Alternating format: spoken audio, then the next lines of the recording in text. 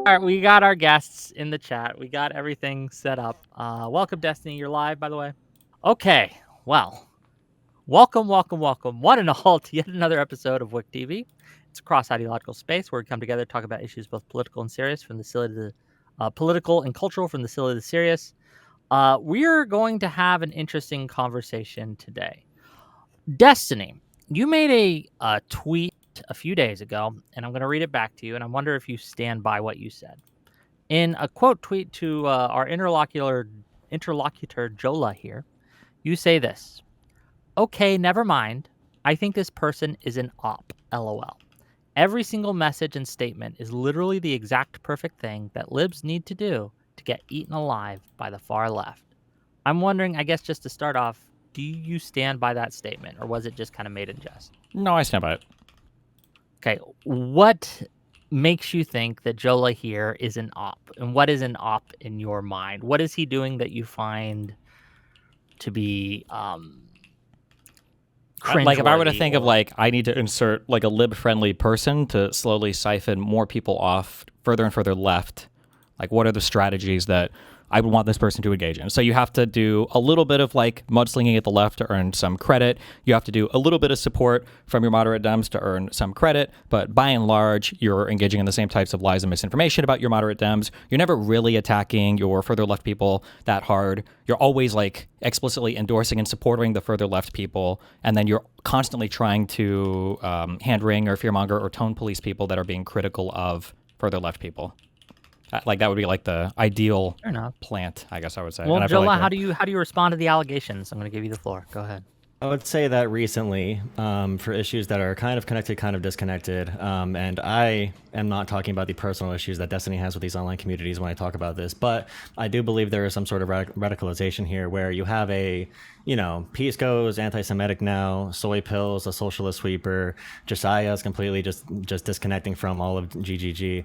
DGG, and it's just like it's at the point where you need to have some contact to other communities to influence them, and it's very concerning to me that Destiny has no confidence in the ability for liberals to do what he's describing the left does to liberals, but for liberals to do that to the left. And I'm somebody, which I don't blame anybody for not knowing my entire track record or anything, because I'm not very big on YouTube or in general, but I have criticized Hassan Piker heavily, for example, about being pro-Russia, attacking Crimea, saying they're ethnic Russians, repeating blatant Russian propaganda, doing propaganda for Mao and the Chinese government. So I have all these similar criticisms, but like individuals like Adam Mockler, I understand the pragmatic solution to build my coalition and to move Democrats in a better direction. And I think that's the primary disagreement that we're going to be having here. Okay, you got a response to that, Destiny, or?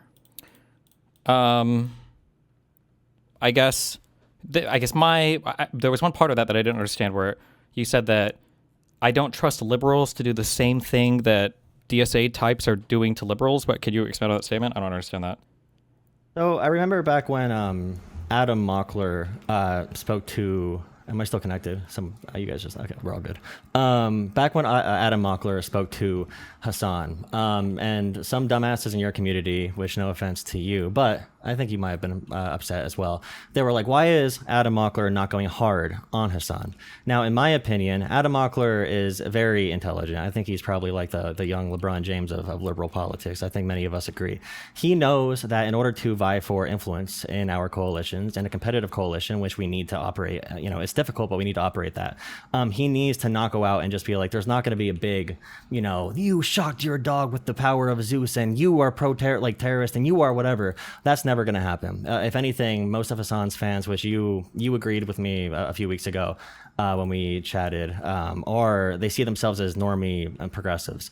So when I see someone like Adam Mockler make that pragmatic decision to not go scorched earth with Hassan, I see very clearly the role he wants to play and the strategy he's using to get credibility with Hassan's fan base. So whenever there's a flashpoint, so whether it's an election or another big controversy or another October 7th or Ukraine or whatever it might be, then Adam Mockler has legitimacy with Hassan's audience where he can be convincing to Hassan's audience and pull Hassan's viewers away from him way more effectively. Like, I think you have little to no impact in that arena. And people like Adam Mockler, Josiah, Pisco, you can argue they are good or bad at it, but I think that is the role they are trying to play, and myself as well. But your community assumes all of us are either useful idiots or, you don't think we can be effective in doing the reverse of what socialists do to your community.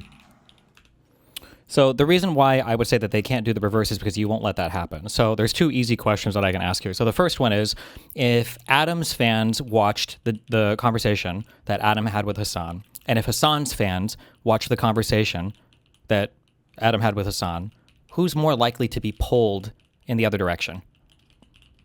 I believe that in the real world. No. I'm just saying Mockler- in general, fans of these people, not like in the real world on CNN. I'm just saying more both- towards Adam Mockler for sure. Okay, I think you're 100% wrong. I And have confidence in liberals. You don't. That's the issue here. No. You want to act like we lost already to DSA. I don't agree. Okay, is that what you think I'm going to say? I'm going to say I have no confidence in think liberals. that- What do you think I'm going to say? No, you'll probably say that we have liberals go on these shows. They are not antagonistic. Meanwhile, the left can be antagonistic towards us as much as they want and have endless charitability. And when we do the opposite, they just shun us.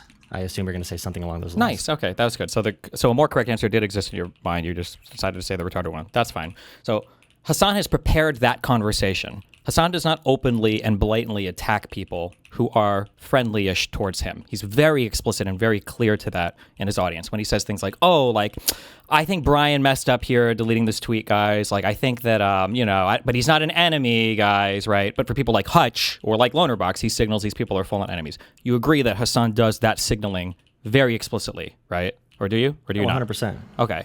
So in a conversation where Hassan has already signaled to his whole audience who Adam Mockler is and, how to treat Adam Mockler, and when Hassan is the one trying to control the pace of that conversation, which he did halfway through, he was like, bro, why are you trying to debate me so much? I don't see how a Hassan fan watching Mockler is going to come away thinking like, man, this Adam guy made a lot of really good points. Like, they already know all the points that Adam's going to make. Hassan does a huge engagement already with like lib-left media. His fans already know all of those people and all those arguments. Adam Mockler's fans might not have dipped in as much to the far-left Hassan types, but it's not like Adam Mockler's position in that debate was significantly removed from the positions that he actually has. But Hassan was made a lot more palatable in that debate than he would be watching terrorist attacks and cheering them on Twitch. That's why I would say that in that conversation, a neutral Mockler fan would be more likely to have a much more favorable view of Hassan coming out than like a neutral Hassan fan who basically already knows what Adam Mockler is all about. Out of curiosity to yeah, sure. Destiny, just real quick, out of curiosity to Destiny, what is there anything that Mockler could have done in that conversation to change that dynamic for you, right? Like, I mean, it is there depends on anything what where you- Mockler's views are, and it depends on what he's trying to accomplish with his audience. But I mean, I would want to fixate on some differences because there are beliefs that I think Hassan has that are beyond the pale for what I would want in my political party, and I wouldn't want my audience to be falling into those types of, I guess, I don't know if you call them radicalization traps or whatever else, but I wouldn't want my audience to like think that I'm supportive of that. That's fair. Sure. You had something to say, Jolah? I just wanted to ask that question before you went through. Yeah, so it's very important to distinguish what are we using to measure our units of success. So this can be, online followers. It can be a media environment that we're influencing.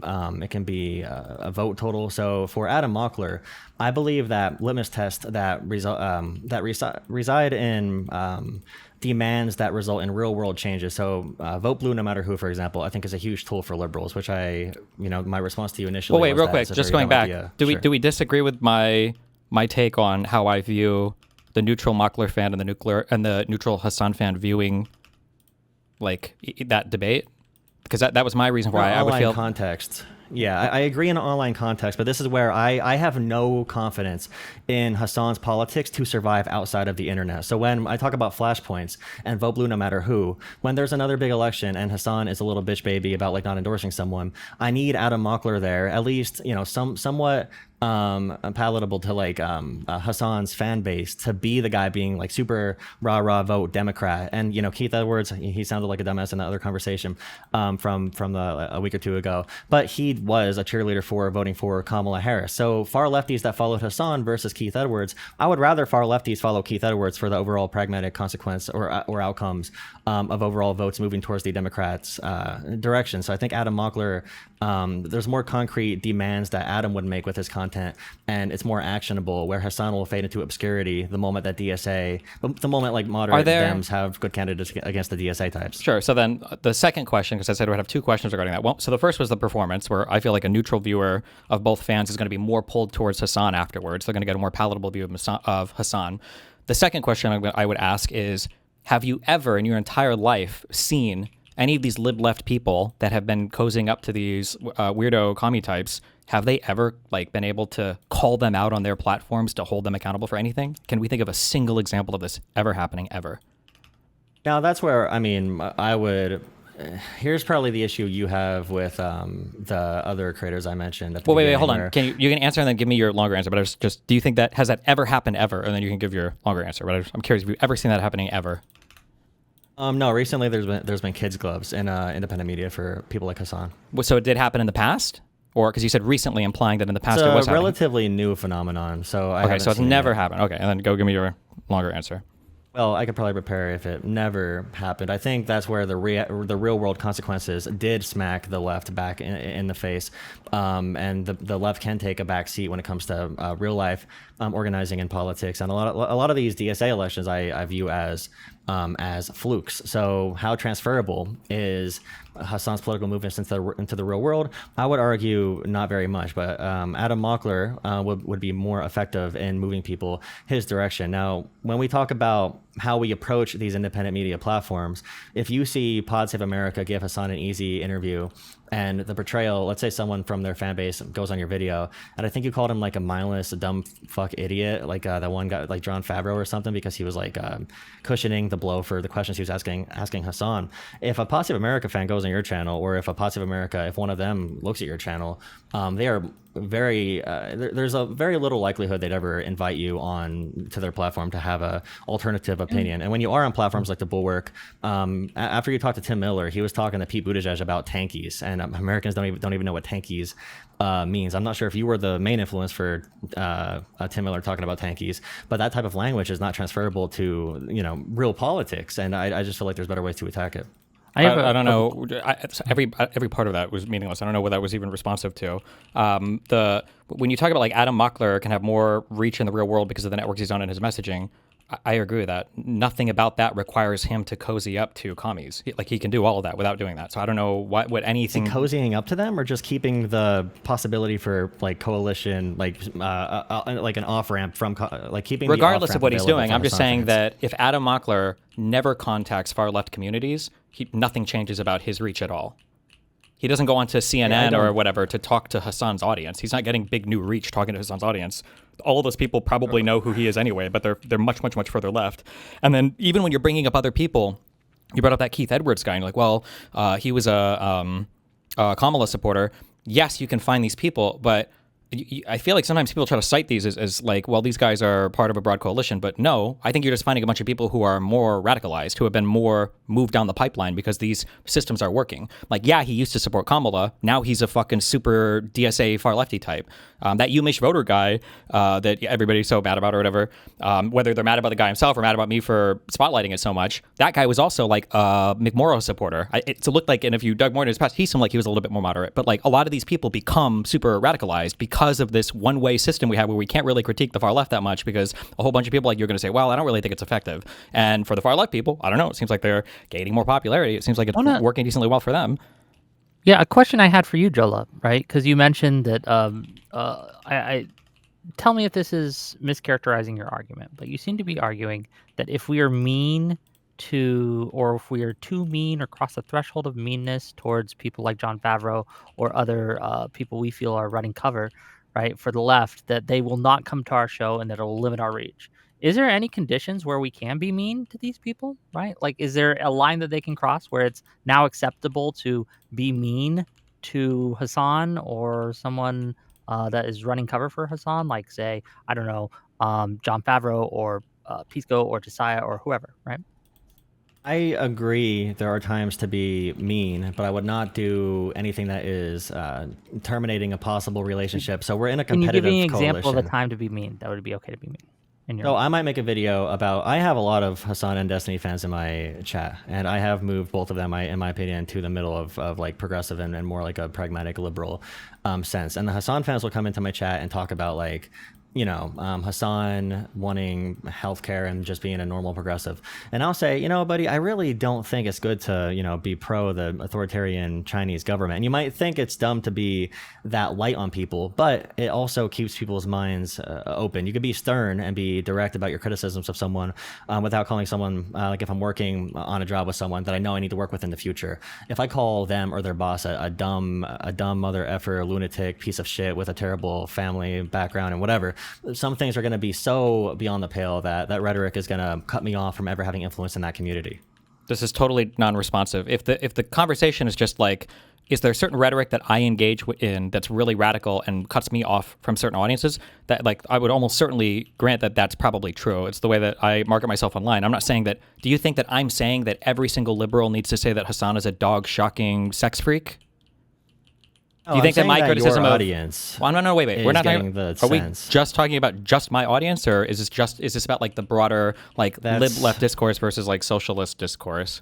That's the issue, is you talk about marketing yourself online. I'm talking about pragmatic action, and your audience does not follow pragmatic action, in my opinion, if they're going to be kicking out Pisco and Josiah. And even myself, someone who criticizes Hassan and the far left all the time. It's pretty ridiculous. It's not very conducive to coalition building. And this is a long battle of vying for influence in the Democratic Party between coalitions. That's why Vote Blue No Matter Who was so important, because that is the guiding principle. When it all comes down to it, like William Lawrence won in Michigan. He's a far left DSA Sunrise Movement candidate. He won because the field was split between two like more moderate candidates. He already, right when he won his primary, endorsed Hakeem Jeffries for the House. That signals to me that they are not seeking to destroy the Democratic Party. Anyone that is not seeking to destroy the party, who wants to compete aggressively within it and still move it forward, we need to be making some peace and working with them. What does this have to do with the question that I asked? Because, so if we have 100 Hassan viewers or 100 progressives or 100 members of DSA is largely going to be younger people. They have the ability to change over time, believe it or not. Many people want to join the DSA. I see DSA posts often saying, can you please join and help us moderate the DSA if you join? And you probably think that's a commie trap or whatever. But if you have 100 people who follow that kind of politics, and your message, are you seeking to influence anybody who's a member of the DSA to leave it, or are you just here to like yell about them and make people not join the DSA? My goal is not to de-radicalize DSA members or like believers. No, that's not my goal. My goal is to strengthen liberal arguments and call out the further left stuff that's like growing and cannibalizing a part of the party. So my function that I see myself serving right now is strengthening the lib-left resistance against the infiltration from the far-left element. I'm not trying to de-radicalize DSA members. Okay, I would argue that when I try to go into this, I'm trying to explain the thought process that someone like Josiah also shares. I think him and I are very aligned in this, where it's very complicated to orchestrate and to be a part of a competitive coalition like this, where you may say, if there's 100, more far left progressives, maybe your message can reach to 1 through 5 of them because of whatever reasons, because of the media landscape, because of your reputation, whatever that might be. But for Josiah and Pondering Politics, and he doesn't comment on, he's definitely not going to come out in the left moving forward. Let's say he can move 30 of them over or 60 of them over of that 100.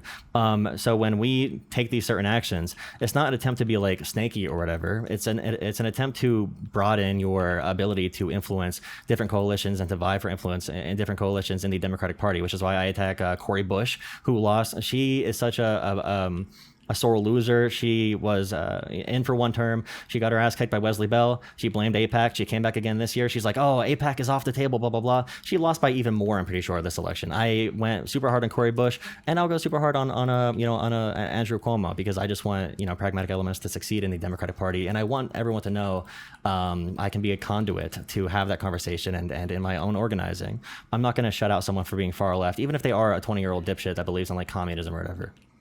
Okay, that's fine, but so again, nothing you said was really like, you don't have to shut out like 20-year-old commie DSA type people, especially people who are just followers of other content creators.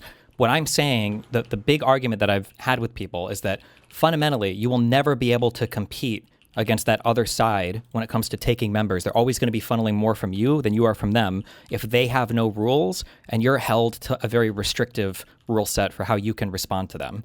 So for all the times you keep saying, well, my goal is to show them something better, my goal is to convert them, blah, blah, blah, my answer to that is always, you're never getting an example, or you're never going to get an opportunity to do that. That's why I ask, like, can you think of a single example where Josiah or Peace Corps or anybody has been able to go onto breaking points or has been able to go onto any of these far left areas and call them out? And I know the answer to that is no, because I know how they operate, and they never will. That'll never, ever, ever happen. There will never be a time where Pisco or Josiah are having like a big argument, substantive argument with Kyle Kalinske or Crystal Ball. I'm 100% confident that will never happen. And you can say otherwise. Okay, then in that case, then all you're doing is facilitating an audience transfer to that further left area. Because what it looks like, and what the average person's perception that engages in these spaces looks like, is it looks like the left people who are me are like pragmatic, maybe left people, but like the better morally pure position is the further left position, which are like the Hassan type. That's like the impression. These guys are the ones who are like idealistic and they really want to do the best they can. And I guess sometimes we have to make these like dirty moderate deals if we're just trying to get some stuff done maybe, but like the better position are the further left people. And then that's reinforced by the fact that they can infinitely attack people to their right and then never really get attacked by people to their right. And that one-way transfer is just not possible. This is why I say there are no coalitions with people where the attacks are only one way. My goal is to have Democrats beat Republicans and also to have Democrats elect Democrats who are able to sustain powerful liberalism and to correct the faults in the system right now. So when we have the DSA, I do not agree. The way you speak about DSA, I would assume they are so powerful and subversive. They're in every corner of American politics. And you said about Keith Edwards and myself even, that's exactly what I would say if I was trying to subvert the party. Oh, don't worry about the DSA. They're tiny. They are tiny. I'm very confident we can overpower the DSA. I'm very confident Daria Eliza won't be around long. I'm very confident Francesca Hong won't be around long. All of our top leading Senate candidates, whether it's Turek in Iowa, whether it's Ossoff or Tallarico, the only one that's more further left is going to be El Sayed. And even he describes himself as a capitalist, and he's moderating. He's forcing the more socialist types to moderate on issues like Ukraine already, saying that it's conditional aid, and Ukraine fits those conditions, so we're going to help fund Ukraine. And Dylan Burns is a fantastic example of someone who is in it. He's in it with a lot of these progressive lefty types. Dylan Burns is the perfect example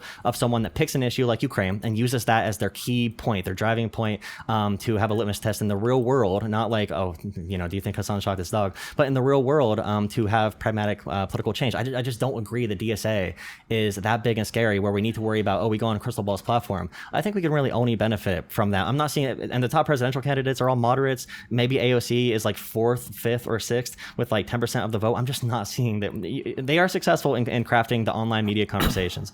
But in my concern of democratic politics, I just don't see the success that you see from DSA.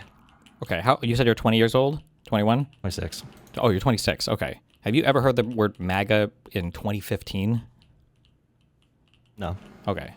So these people didn't exist at all. Obviously, Donald Trump becomes very popular and then kind of fosters this new movement in the Republican Party. I don't think this argument of like, they're not popular now is a very compelling one because, one, they seem to now have a coherent political program that involves a media apparatus.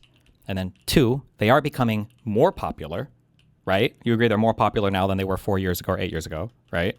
Slightly. Slightly? Yeah. I wouldn't say it's a huge, huge jump. You don't think Mamdani represents a huge entrenchment of DSA-type power? I think AOC already represented that. Mamdani is the only, he does have the ability to push it further. I do agree with that. I think the executive of New York City has more of an entrenchment power than a representative in Congress who, to get anything done, has been forced to moderate quite a bit. And I would argue is significantly less popular today than she was, especially when she was first elected. So I think that they have become more popular. They do have a coherent political program. They do have a media infrastructure that supports them. And now they've entrenched themselves in at least one office, potentially multiple after this midterm cycle, where they'll be able to hold the door open for other people. And I don't see, and this is the argument I've made a million times, is I don't see people on the lib left having the ability or competency to push back on these people at all, because there are far left people that say you're never allowed to. And then there are people like you that say they're not a big deal. I'm curious, what would be the marker for when they would be a big deal? When would you be concerned where you're like, okay, well, we need to dedicate like 5% of our media time to talking about this far left wing in our party? I dedicate 5% of my media time talking about it. Was I asking about your coverage directly? Did I ask what would it take? Okay, so we're talking about in general, so like the Josiah and the Pisco types, right? What would Just it by take? your amount of coverage, maybe like 5% of Congress, No, no, not no. less than 1% that they are right now.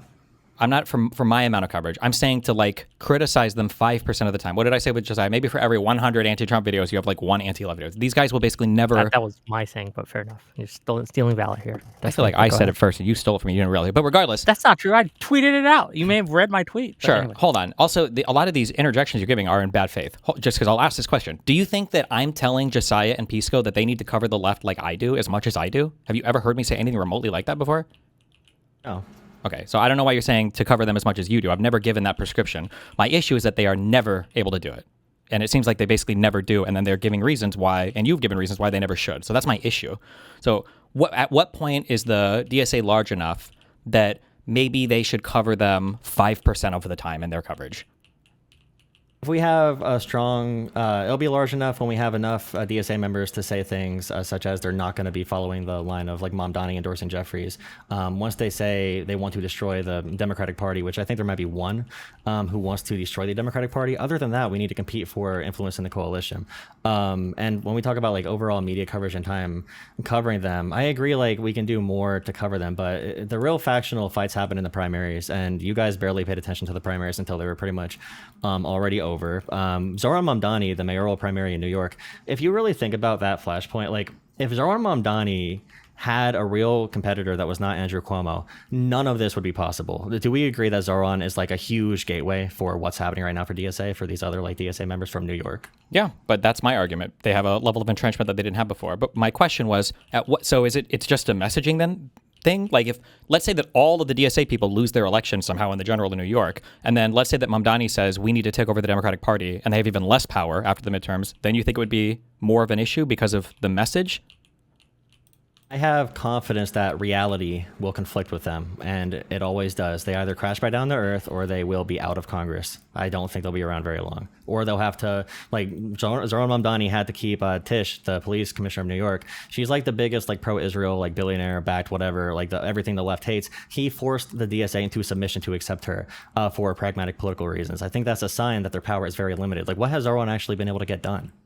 Well, he endorsed 3 DSA candidates, one that everybody fucking complains about, and all of them very handily swept their primaries and are going on to now be members of Congress. I would say that's a pretty big deal. Okay, if a DSA candidate wins a competitive seat anywhere in the country, I will be worried if they win a competitive seat someday.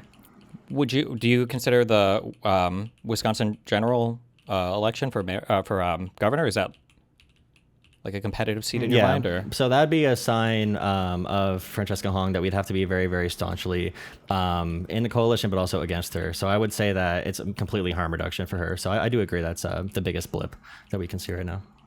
Wait, I don't understand She's what a that meant. terrible So do you think then that it would be worth, like, when do we cover her negatively then? Would you argue that we should cover her negatively in the general?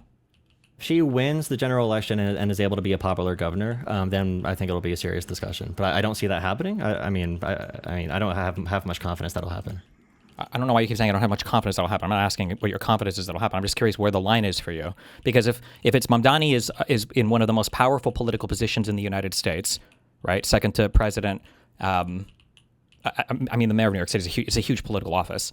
So Mamdani is there. We might have a governor in Wisconsin that it might be DSA aligned. Once she's governor, we can talk negatively about her. So so if I started to, or if Josiah or Pisco or other people started to give negative coverage now of the new democratically elected Democrat Party governor of Wisconsin, that would be okay? You wouldn't view that as like just furthering party infighting? Eliminate the threat of MAGA first and then go ham on her is my position. How does that eliminate the threat of MAGA? Wouldn't you be encouraging Have MAGA? her win the election first and then go after her. Well, but then what? Then somebody's going to have to primary her, and then there's going to be another general in the future, no? Like, wouldn't hurting her necessarily help the opposition party in the next election? I don't think she'll be a successful governor and win her next primary. I think that's a big evaluation to make when you consider the future success of these ideas. I do not think she's going to be popular. I think it's a mistake that she's even in the lead. The candidate was going to kick her ass, but her one of her campaign advisors or workers like double counted all the donations and lied about where the expenditures were going. They were doing huge campaign finance violations. But Francesca should not even be in the race right now. But all the good candidates dropped out, had scandals where like Mandela Barnes had a scandal where like a former staffer said that he abused abused their power dynamic and they hooked up. So he had to drop out. The other woman had the financial issues, and then Crowley is the only option. And I know we were joking about that last night about how I was joking about it, how he joined back in the governor's race because his wife saw a bird sent from God, a message from God, and he's not polling very well.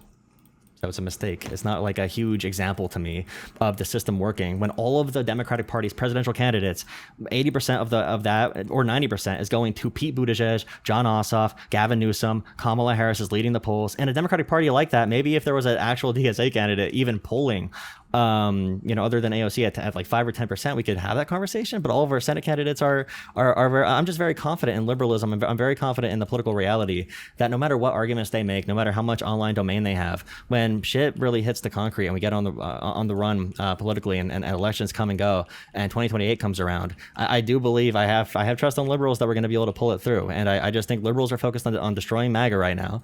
And once MAGA loses the midterms, I am 100% on board right after the threat of MAGA is gone. To start up this conversation again. Okay, I just don't feel like I feel like you're just trying to hand wave away everything by saying like, well, I don't think these people will ever be that popular, and you're not engaging with the reality that they are growing more popular, that their media is quite influential. Do you agree that their media is far outsizing the power that they have like in actual political office right now? Yeah, the media makes them seem way bigger than they are. Okay, which I would argue is problematic because it helps their candidates and it hurts our candidates. Right, the mainstream. We treat them like a boogeyman. We help them get more popular by bringing up, their Twitch streamers whenever a candidate loses or wins. Really? Then why is it that they keep attacking the lib left for bringing their candidates up? Wouldn't they welcome it? I would say that right now, whenever like you have the race in Michigan and a Democrat says, I can't vote for Abdullah Sayed because of Hassan Piker, the boogeyman, that's probably going to help aid in Hassan's image growing. I treat them like kids. I treat them like they're kids who we handed like a game controller. Do you think that's how the average Michigan voter is going to feel when clips of Hassan's insanity start getting repeated on news cycles of him talking about, supporting Hezbollah and everything? Do you think that's going to be the average feeling of a Michigan voter in the general? I think Abdul should separate from Hassan for sure and should denounce him, but I'm not convinced that wasn't be a big impact in this election. I got you. That was not responsive at all. So I'll try again. Do you think that the average Michigan voter is going to feel like Hassan is just an irrelevant boogeyman when there are clips of him and El Sayed being buddy-buddy, and then the stuff is being played of Hassan, like watching terrorist attacks and supporting it and talking about how it's better when rich white women are getting raped instead of middle-class or working-class white women? Do you think that they're going to be like, oh, this guy's just a boogeyman, ha ha ha, like this isn't influencing our opinion whatsoever? Yeah, I think Abdul is going to need to separate from Hassan. I don't think it's going to have that much of an impact, though. Okay, so then it's not just a boogeyman then, right? It's substantive, right? There's a real thing there that it's going to be damaging. When we get to the overall point of the conversation here, and we talk about competing for influence in the Democratic Party, and we have creators in the space that we want to encourage to be better, that I don't want to jettison from our political angle. I understand this just real quick because you keep saying this, and I keep challenging your point. I love what you're saying. I think that I agree 100%. It would be cool if we were challenging creators to do better and be better. But the fundamental issue I've always had with this is I don't want to be in a political coalition where they're allowed to attack me and I'm not allowed to attack them. Because if that functionality exists, then the function that you're talking about the sides strengthening each other, that never happens. That's why I keep asking you, is there a single example of a Josiah or Pisco type person ever going on these shows and fighting against the far left points? Not only is there never an example of it, Pisco said he doesn't have to go on to even do that. He said he'd be fine going on Fox News and never challenging their narratives. So in that case, every time you keep saying they're going to make our candidates better or this fight is good for us, I would say, no, it's not, because there's no fight. It's just a one-way backstab. I don't think we need to directly challenge the creators in order to gain influence from their audience, is my whole point. We don't need to challenge them directly. And this is bad on like Crystal Ball and Kyle Kulinski for them not engaging in these conversations. But that's it's also not bad. It's media. Intentional. That's good the reality for them. of our coalition, though. That's the reality of our political coalitions. No, it's not. When has that ever been the reality of our coalition? Not engaging at all with Kyle Kulinski or not engaging at all with any of these audiences. Do you think that's an option? Disengaging completely? You wouldn't favorably engage with them, and you'd give them negative coverage. When we talk about Democratic voters, if they see Kyle Kalinske favorably, if I want to influence a Democratic voter and they think Kyle Kalinske is a nice progressive, he's angry about MAGA because he covers mostly Trump, they think Hassan Piker is just a progressive, will I be able to influence them better if I tell them like their favorite commentators are dipshit assholes, or should I just focus on getting them out to vote for Democrats? What? I don't understand neither. You created a dichotomy that's false on both sides. I'm not saying you have to call their content creators assholes, and I'm not saying that we shouldn't encourage them to vote for Democratic candidates. What I'm saying is people should honestly cover Kyle Kalinske and what him and Crystal Ball stand for. That's all I'm asking for. So when Kyle and Crystal, like the interviews that they give moderate Dem candidates are fucking wild. They're crazy. They're hostile as Fox News, if not more so. The Adam Smith interview was fucking crazy. The Mallory McMorrow interview from Crystal Ball, these are fucking insane interviews. Nobody, a complete and total silence from your lib-left people about those interviews. I'm saying, why not cover it like they did when Bill Maher, who's an entertainment comedian guy, said, oh, I don't know, I might support fucking Vance and I'm fucking retarded. Why not cover those interviews and show how crazy that is? I mean, Adam Smith had one of the most dominating primary performances of any Democrat. I just don't think those interviews have that much of an impact. Okay, they don't have that much of an impact. Every single thing context. you are saying in here is strengthening my opinion, because you always try to create some rhetorical escape for why you should ever hold these people accountable. You will never, ever, ever. This is why I asked you your line earlier about what you would say, like, now it's probably worth covering them, because the answer you gave me wasn't even real. You said, well, if their rhetoric becomes that I want to explicitly take over the party, that you don't even believe that. What if they had one state assembly seat in Alaska and then their rhetoric changed to that? We would never talk about it because they're irrelevant. Right.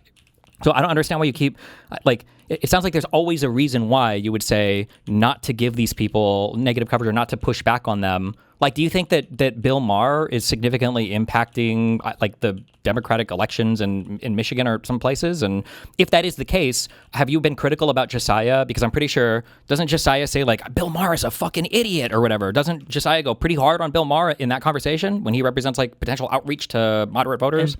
Yeah, to piggyback off that, you would never treat Trump kindly because you're worried about like putting off potential MAGA converts, right? Like you would never make the argument that, we shouldn't be mean to Trump because if we're too mean to Trump, we're going to alienate possible previous Trump voters. No, you would never make that argument. So why are you making that argument now? I'm sorry, rephrase that again? Sorry. Sure. You would never make the argument. You made the argument that we shouldn't be mean to these people because we might want to win them over to our side. We might want to convert them. We might want to make them Democratic voters. Fair enough. But why wouldn't you do this with Trump, right? Trump voters are gettable in some cases. Would you not want to treat Trump with kid gloves because you didn't want to piss them off and you want to be more amicable and open to draw them in? Why doesn't the argument work that way?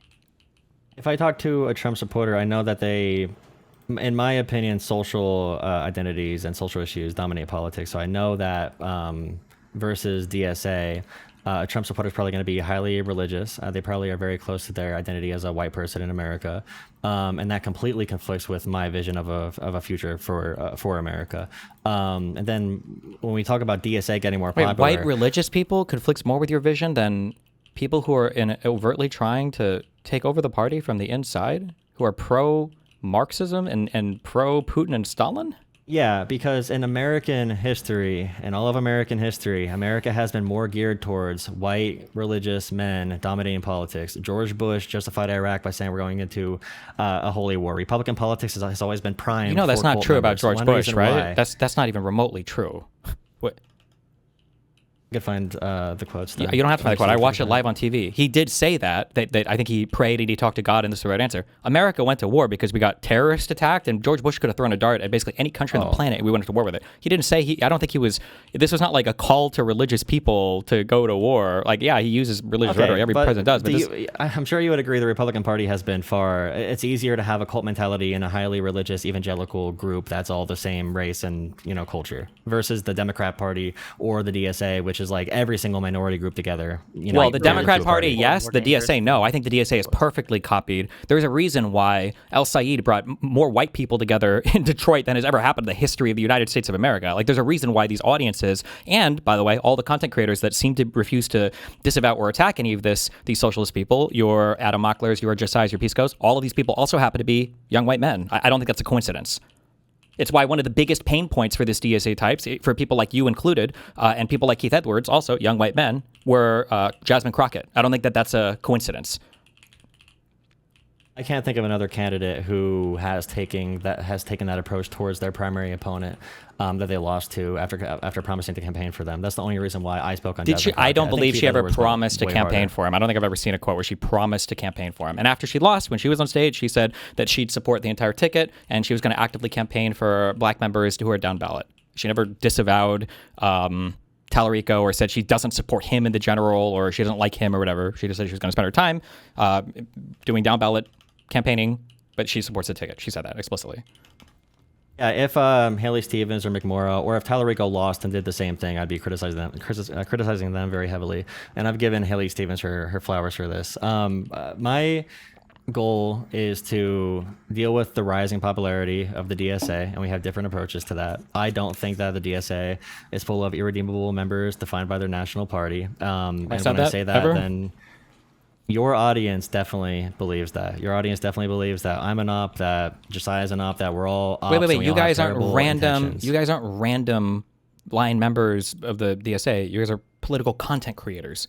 So of course there's a different standard. It even gets into their minds that we could be acting in a way that moves people over to liberalism. I don't understand why that is such a hard concept to understand. Because you guys don't message to anybody that you can convert. You only hand your audience over to far left types. Right? If you were going if they were going to adversarial platforms, like if you were to say Buttigieg tries that, I believe you. Buttigieg goes to neutral and adversarial platforms, and he tries really hard to sell a lib-left idea to these people. I think he's trying to convert people. If you were to look at my career talking to conservatives or neo-Nazis, sure, I could say, yeah, Destiny's trying to convert people. But none of these guys are going to conservative audiences. These guys are incredibly harsh to conservative audiences or to independents that seem Trump-aligned. See their commentary on all the Joe Rogans or the Bill Maher stuff that came up. And then when it comes to the far-left people, they have zero impact. They're never going to say anything negative about the further left people to them in the media, so why would they ever convert? The only thing they're doing is facilitating an audience transfer from lib left to far left. That's all they're doing. And you can't show me a single example. That's why I ask, like, what is a single time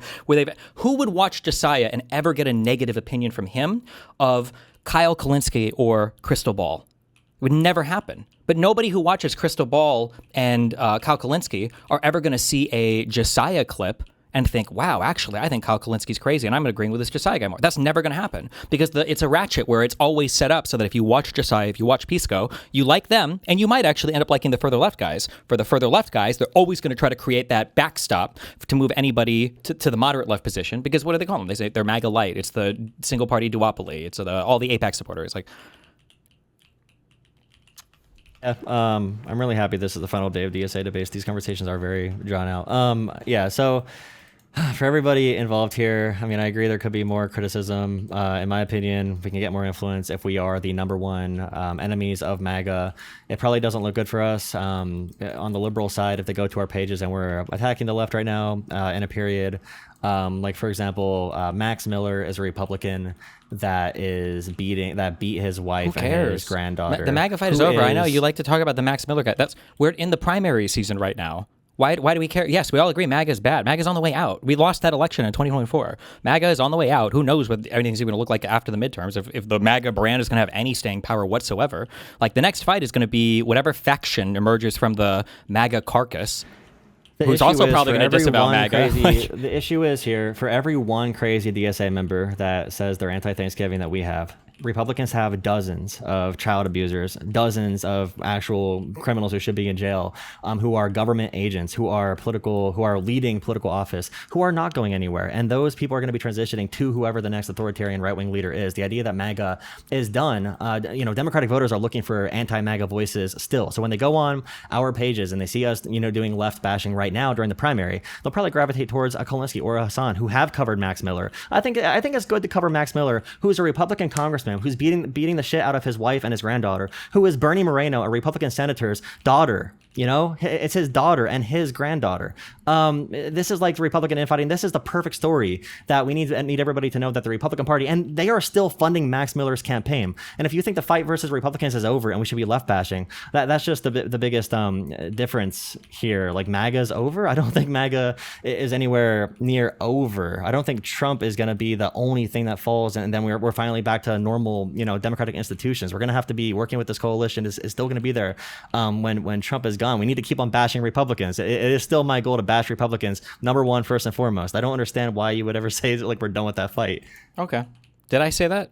We should stop bashing Republicans? You said MAGA is over. I don't think 80% of Republicans should be bashing the left. Oh, okay. I'll concede that point because I was arguing that most people should have 80% coverage, disfavorable coverage of the left. I said that? Or wait, did I say that? You said, who cares about covering Max Miller?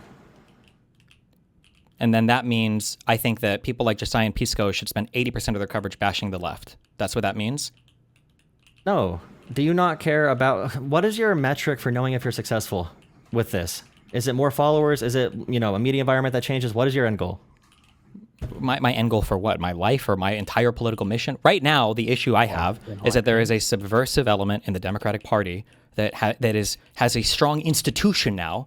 And now that institution is beginning to churn out political impact in a way that nobody in the lib-left world, a few people are starting to get there, mainly bulwarky people, a couple people on, I think, MS Now. People are starting to get there, but they're still pretty far behind. And there's a whole bunch of lib-left moderates in the center of this fight who are constantly telling us that we can't pay attention to this like growing cancerous subversive aspect in our party, and they seem completely unable or unwilling to identify it and fight against it. And I only see it becoming larger and larger of an issue. Like, let's say that Al Sayed loses slightly in Michigan. Do you recognize that would essentially be like the DSA costing us a Senate seat? Possibly. Does that matter to you? Because you talk a lot about like, well, political power and what matters at the end of the day, and being an activist and being an organizer. Does that matter? Losing a Senate seat, is that a big deal? Or I'm not convinced, and I'm on the record saying this. I'm not convinced either candidate is going to win the Michigan Senate seat. I think that either is going to win or lose, depending on what happens in the political climate. I don't think there's much that's going to change that election. I don't know if that's going to be super definitive. When I ask you a hypothetical, and then you say this is what I think will happen, I can't tell if this is an inability to engage with a question or if you're nervous and trying to avoid it. I'm asking if he were to lose by like a point, would you acknowledge that it would be a strong possibility that like the DSA stuff made us lose a Senate seat? If he loses as a result of, let's say he refuses to denounce Hassan Piker, then yes, I would definitely blame them for that. Yeah. Okay. 100%. Yeah. It'd be like Cori Bush calling Wesley Bell a Republican. Would you agree that that's like really, if that's Pisco problematic, and Josiah right? do not say the same thing, then I would be attacking them too at that point. Okay. Do you think that Pisco and Josiah will ever be on a Breaking Points type show to push back against far left talking points ever? The next 2 years? Do you think Adam Mockler? Do you think Micah? Do you think any of these people? What do you think? I don't know why you're. I don't know why you're saying I hope so. Do you think it will happen? I think that if we pound MAGA, if we win 240 House seats, then yes, I do think there's a good likelihood that can happen from one of the creators that we're mentioning. I could be proven wrong. That they're going to go and they're going to fight to the left if we have a good House victory. Yeah, if Kyle Kulinski says that it doesn't matter that Democrats won, now that MAGA's gone, these are all MAGA light people, and they're basically Republicans. If they don't push back against that, then I'd be talking about them then. Even though Kyle Kulinski and all those people have been saying essentially that message for the last 6 or more years. You think that now it's going to change and now they'll go and push back against it? You do acknowledge they've been saying essentially that for like 6 years.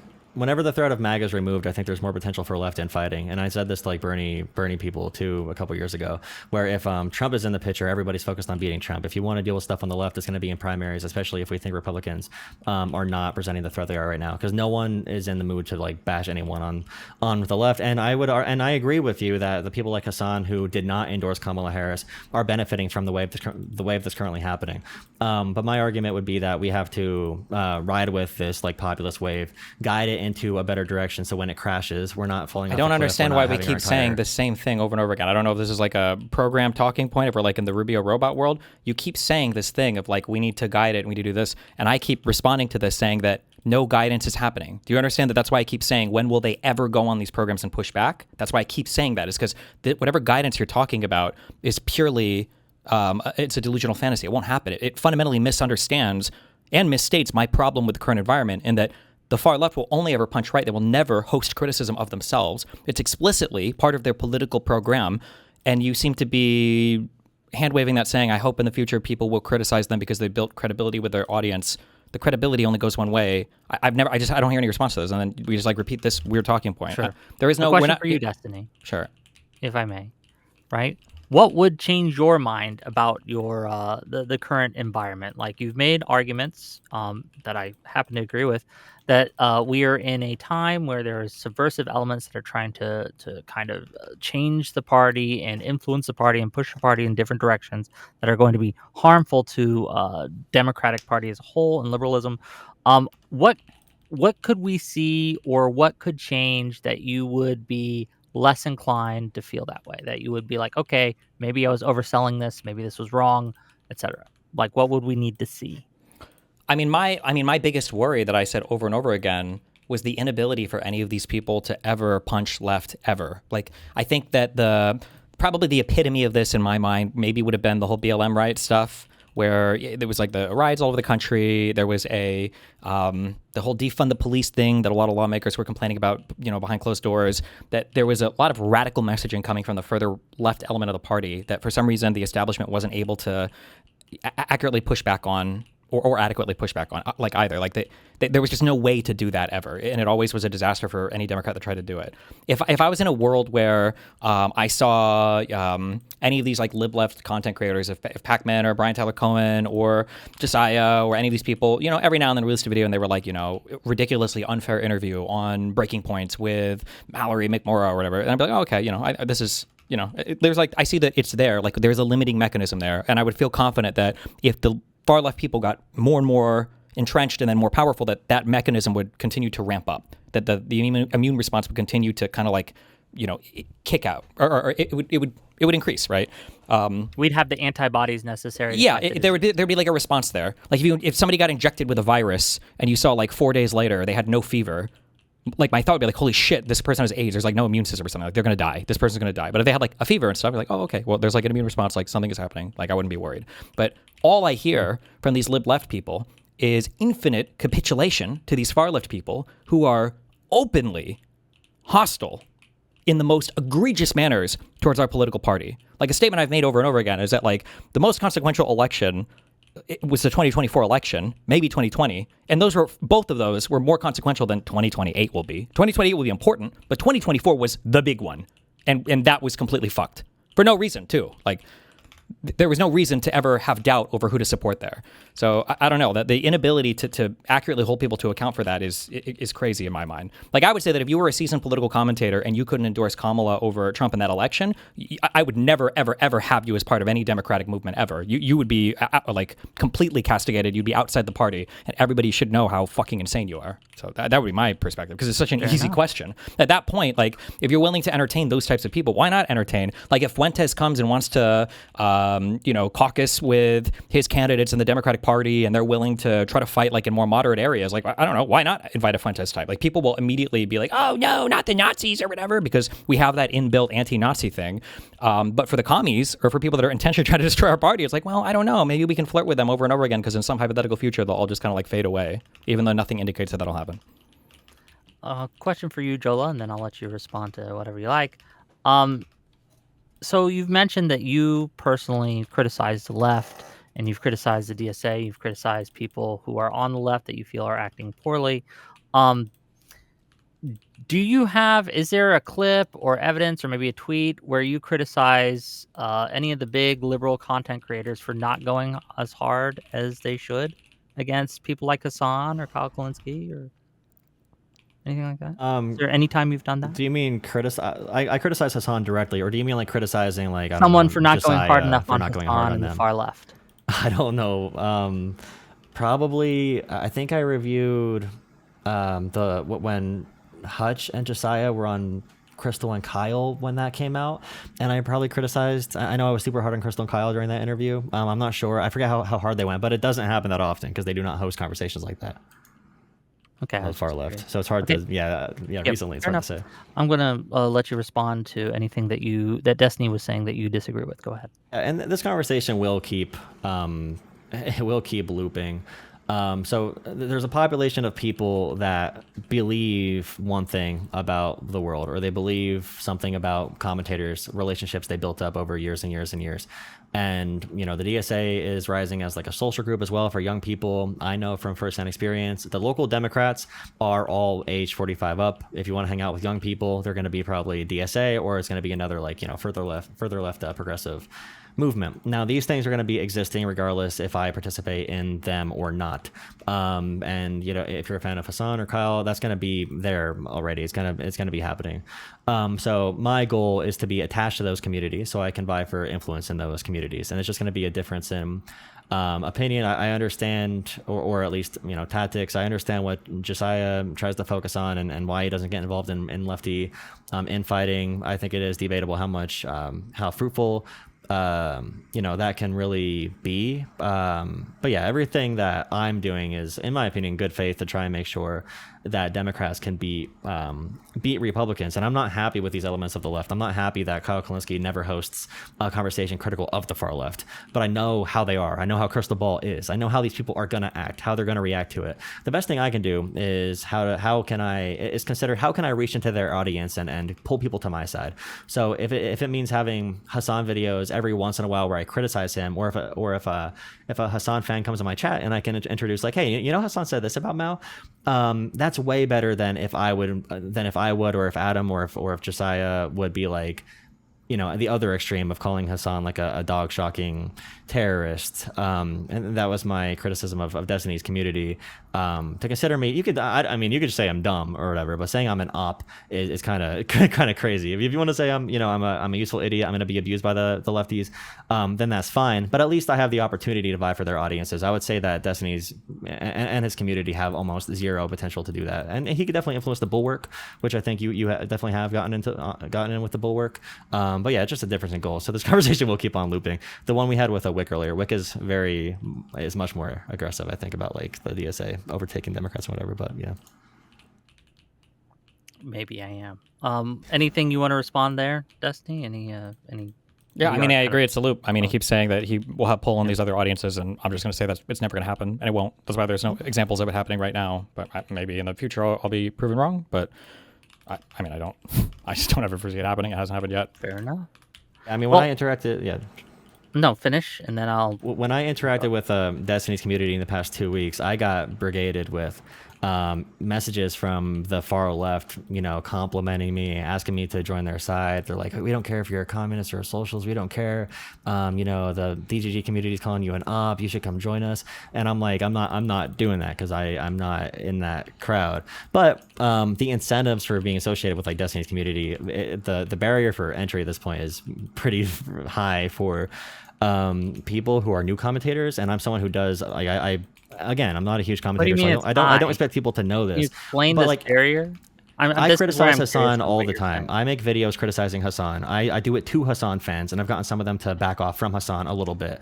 If I do that, and I'm not out here because you always ask the question, did he shock his dog? All these other like litmus tests.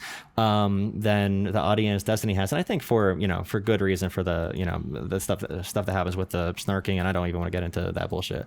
But yeah, there doesn't seem to be a very easy way to enter. Wait, you don't want to get into that bullshit? Community. You mean the stuff that people like Hassan explicitly and constantly spread, right? And I think that's the fight you're participating in, and that's why. Well, wait. Do you think Do you think that's the fight I want to participate in? No, that's why I started the conversation acknowledging there's things that are going to be disconnected from like on the ground politics, and I'm talking about the on the ground politics. And but have these are other part of reasons, it. I don't want to talk about my sex life all the time. That's Hassan who pushes that issue, yeah. Right? No, I 100% agree with that, and that's why. But that's they do it. Why do you think he does it? Yeah. He does it intentionally. Yeah, to make sure no one ever listens to anything you say about him, because exactly. they'll never. And then they're friendly to you yeah. because you function well as an op against liberals, right? I don't. I think they just know that your community is going to call me op, and they want to try to get me to their side. But the moment I say no, they call you. I believe the same negative things. Then. But you don't, like, for instance, if I were to go through any of your coverage, have you ever gotten any facts wrong that were disfavorable towards far left candidates in the same way that you seem to have gotten somebody facts wrong against like moderate candidates. Like the Gillibrand jihad thing. Is there a single one that you can think of, like off the top of your head, where you're like, oh, I said this about Al Sayed, and I was actually really wrong on this? I said like a week ago that Abdul did not commit to endorsing Haley Stevens. I said that on Twitter, and I said I expect him to come out and say this, but I got berated with a comment saying that he did say he would endorse Haley if he lost. So I did spread that, and I had to retract it because I thought he did not. Wait, did he? Yeah. I'm not sure if they did on the debate stage. Let me see. I can find that tweet if you guys want a video of it. Well, not the tweet of you pushing back. The tweet of did he say he would endorse her if he'd lose? Yeah, he like said, he just said to the reporter, like, I think you might have. I did read this, and for the reporter, he absolutely didn't. So now you're giving me an example of you giving a lib left take, and you're an example of the far left harassing you out of that take, and then you changed your take without even seeing any evidence. This is the ratchet effect He happening. said it on Pod Save America too. I could try to find that clip. This sounds like the ratchet in action right now. Like this is literally it. I'll give you a second to find it.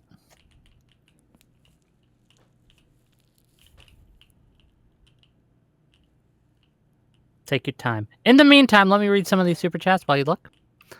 Just make a little money here. So £5 from Riz What the Fuck to say, can we get a live fact checker on this? I'm not sure we can trust that all these statements have a factual basis. Well, he's finding the clip now. We'll give him time. $5 from Caramel Cold Brew. For the goal, I want to see Wick's tears.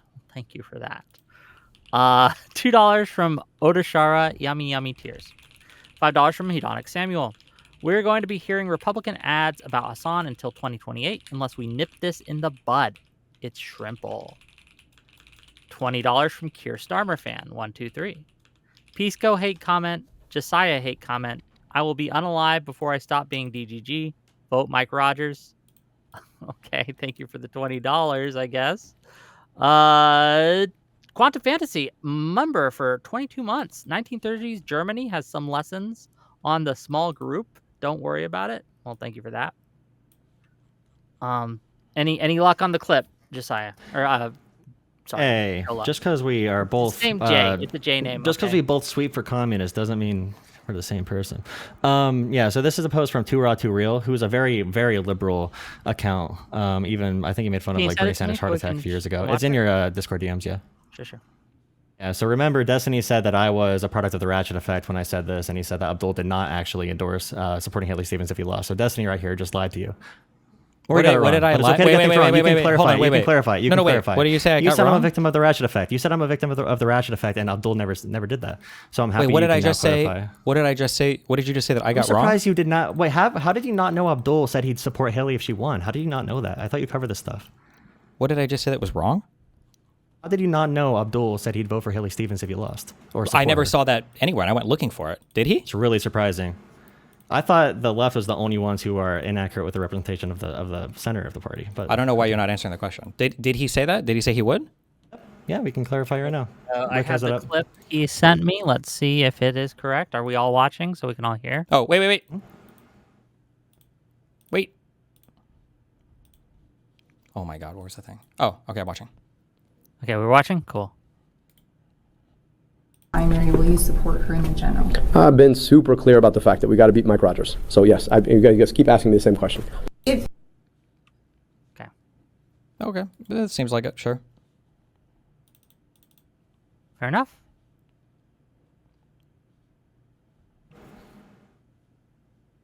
Okay. We found the clip of him saying yes.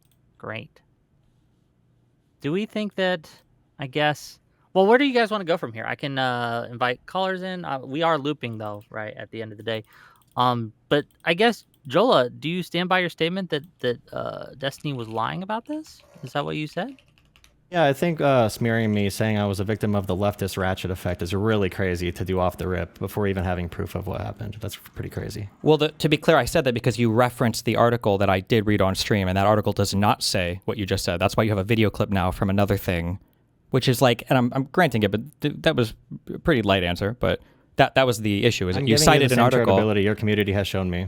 You're when getting I say what? that. It's very stupid. The same charitability your community has shown me, I'm giving it the same level. Like it's very annoying when people just act like you're like being unfair about something that you should know already about the primary in Michigan. You should probably know that Abdul. You talk about it a lot that he said he would vote for Stevens. It seems like something you should know. It seems You're like a pretty something I big should political know, commentator. and you've been critical of me not covering these primaries until the last minute, right? Yeah, and this is. Then this can is you tell why me if I said should that, know 'cause you don't this? really know. Can you tell me why you got it wrong then, and you had to be called out on other people to correct the misinformation? Because you said that you yourself also had this belief, and you said you cover this far more than me, but you had to get called out on Twitter to change your mind on it. So why didn't you know? Yeah, I knew that 10 days ago. I got corrected because I engaged in conversations So about you the primary. didn't- so you Usually when didn't you talk know. about So the you didn't primary, know. you learn stuff about Sure. it. So you didn't know. Yeah, right? yeah, So I you didn't learned know, about it okay? because I actually covered the primary. I found out about it. It's a week after the primary. You still don't know. That's kind of sad. Because nobody's ever produced that clip. That I guess that's like a 6-second clip before, but Yeah, because your audience also does some things, sometimes not as bad. Hold on, but when also was does- this clip from? I don't understand how you're. Yeah, I don't understand how you think there's like such a strong. It's not What? strong. It's just that you said I was a victim of the leftist ratchet effect. Because I think Here you go. are, You believe yes. something, and you got bullied out of my position, and it turns out that you were wrong about it, and that's fine. We're allowed to be wrong about things and walk it back and clarify. You saw the video. Sure, now, you can and we're all good. walk it back and clarify. But I asked All you a good. question. You cited an article that didn't support what you said. Now you managed to Ball find a out, different thing we're that good. does support what you said. But I don't know if you've just never seen that Dole before, was and you on managed board to. with supporting Democrats. It's really good that he does that. I follow Too Raw Too Real. I recommend that account. Very strong liberal account on Twitter.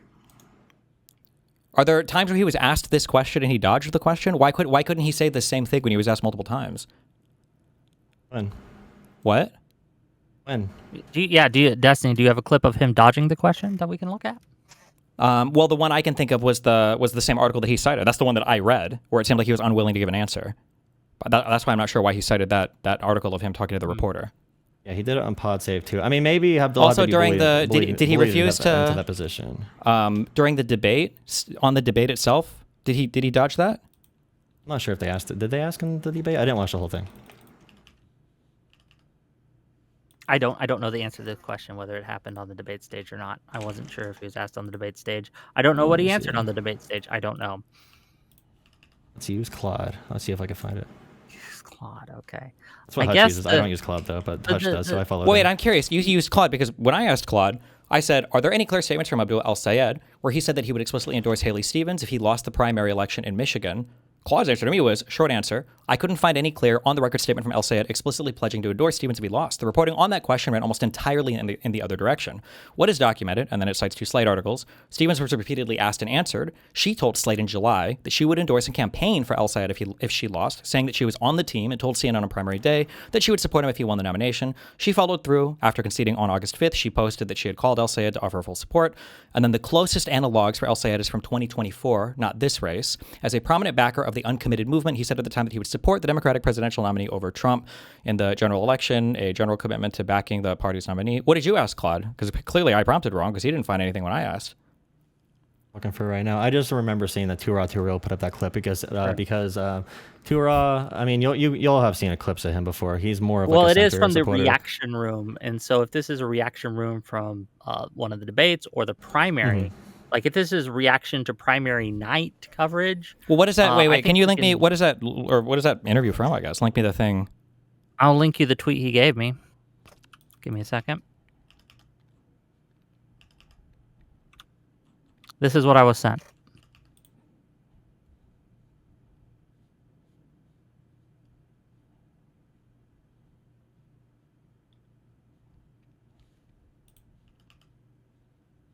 Would it be fair, though, while he looks at that, would it be fair, Jolah, to characterize El Sayed as having perhaps been less vocal than he should have about endorsing the candidate? Would Oh that be yeah, I think fair? El Sayed. I criticized him for not being hard enough on the left for helping out Stevens, if he did lose. So I would agree with that characterization. Yeah. Okay, this seems to be a post-debate conversation from July 27th, 2026, is what I see on Fox News website. So that's I'm that's happy a few both days candidates said before that at the- least. a few days before the. Well, their statements were not even remotely equivalent, right? Stevens was far more committed to supporting whoever won than. Yeah, I agree. I agree with that. Yeah. Okay.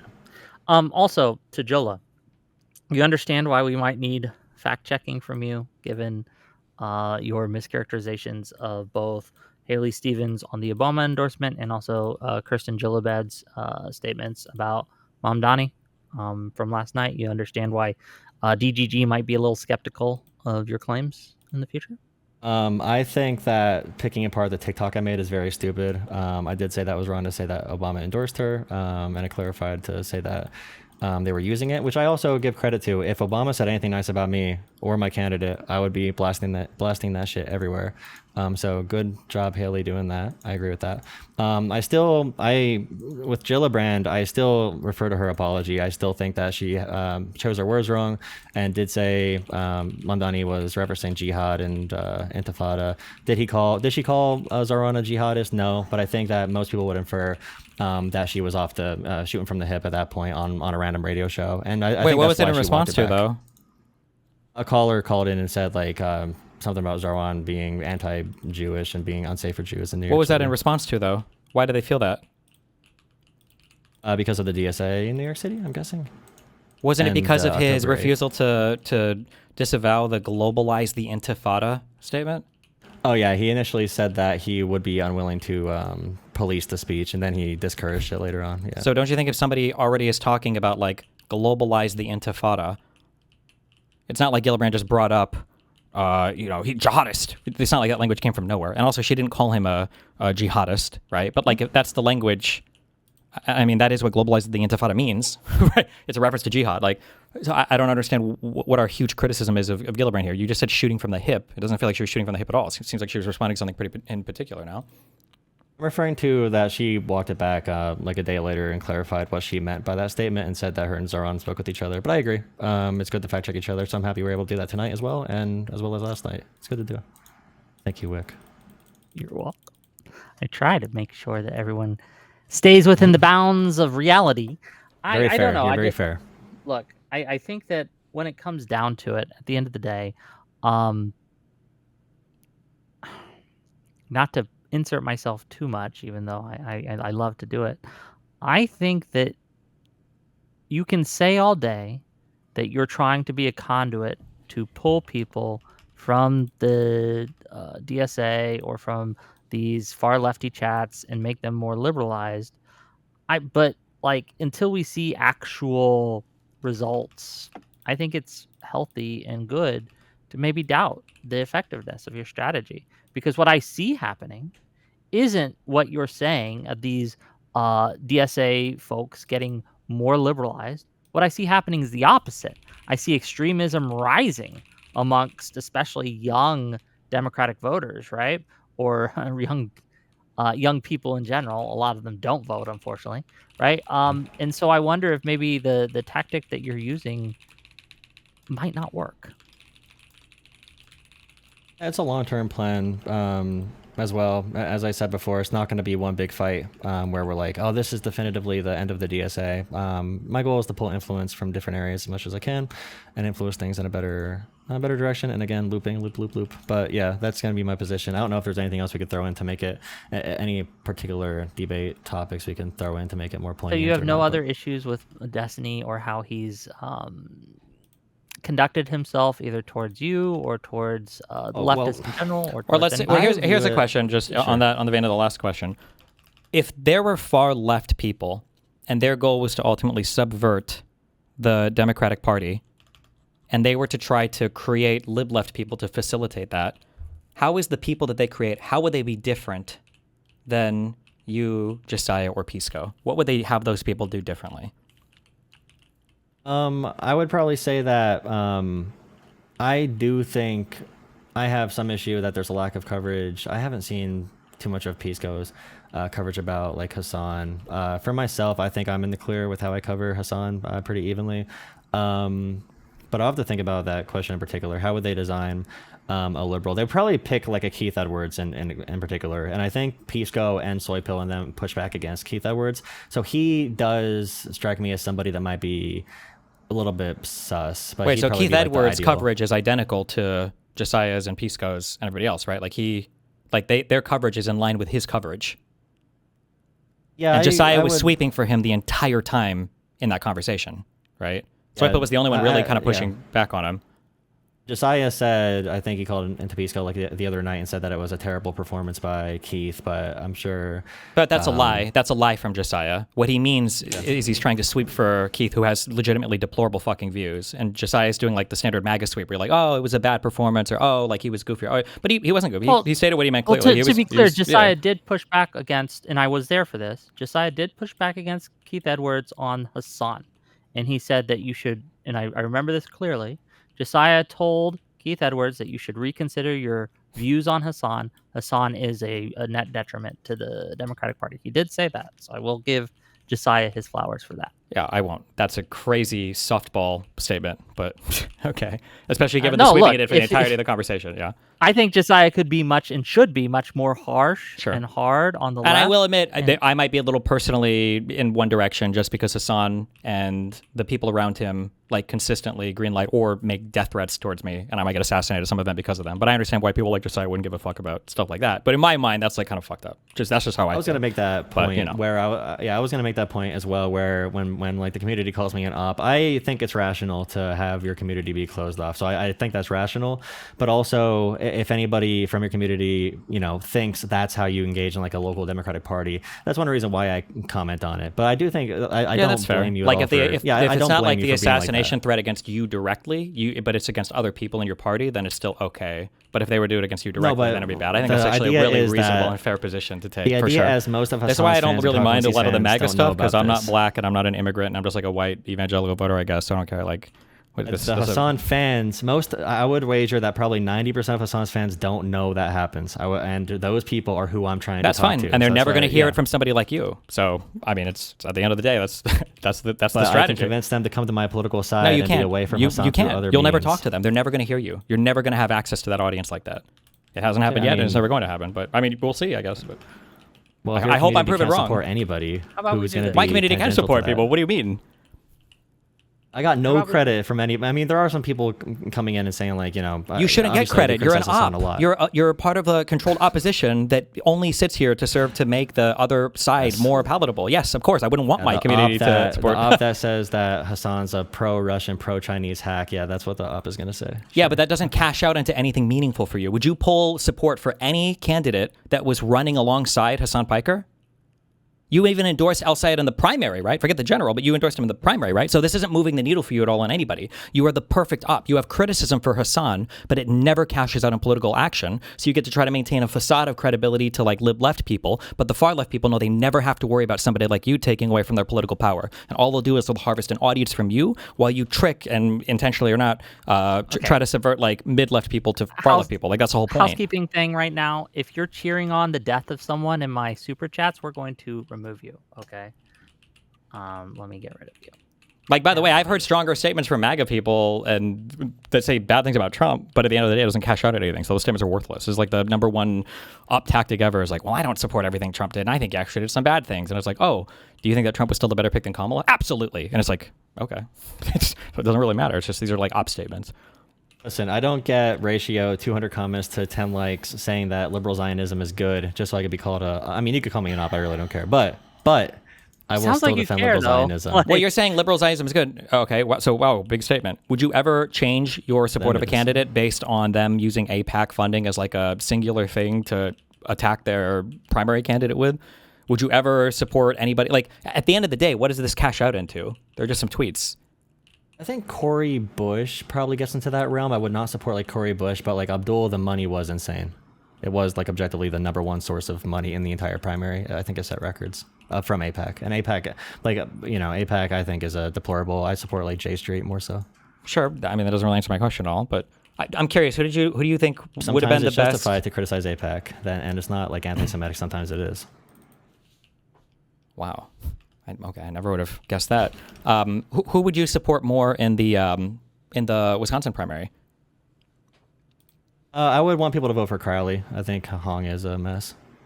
Okay. Not that I love Crowley, but If you were in Wisconsin voting, you would vote for Crowley over Hong. I would, with a hope and a prayer, vote for Crowley, and then I would vote for Hong. I would probably make pro-Hong arguments as long as she's somewhat freaking, I don't know if she'll moderate, but yeah, I would vote for Crowley if I was there. Okay. I support Josh Shapiro. I mean, I support pragmatists across the board. We do exist. Okay. Here's what I'll do. I'm going to finish reading super chats. I'm going to give you Wait, guys hold some on. closing Did we feel thoughts. like did you feel like did you feel like Crockett didn't endorse Tallarico? She said vote for the Democrats.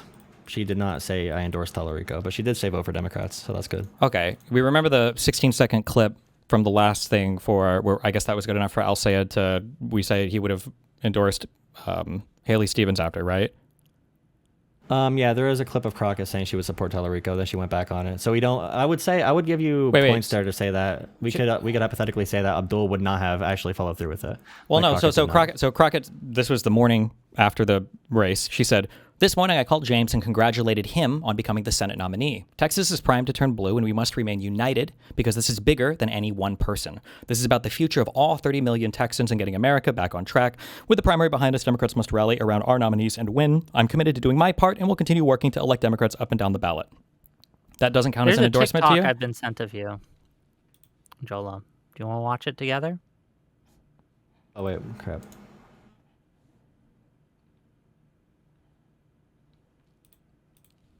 Hello? Did we lose him? Don't worry, he's coming back. Hello? Jolah, are you still here, buddy? Lovely buddy. Are you here? Did we lose him, gang? I have a TikTok he did on July 9th about the Tallarico thing and what he said, and I'd like to see his comments. But I want him here to see it.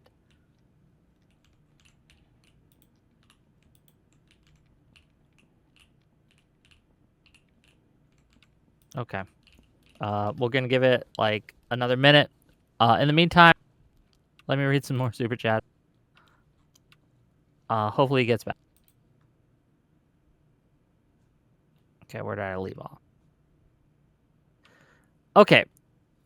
$20 from Bangarang. Thank you for the $20. There is nothing to gain from siding with socialists, communists, or any DSA member in general. They are controlled opposition with the goal of stealing the party from libs. They are not allies. They don't see the libs as allies. Good point. F4 in leader for $20 more. What is the obsession with keeping the door open, quote unquote, for lefties when they never support our candidate?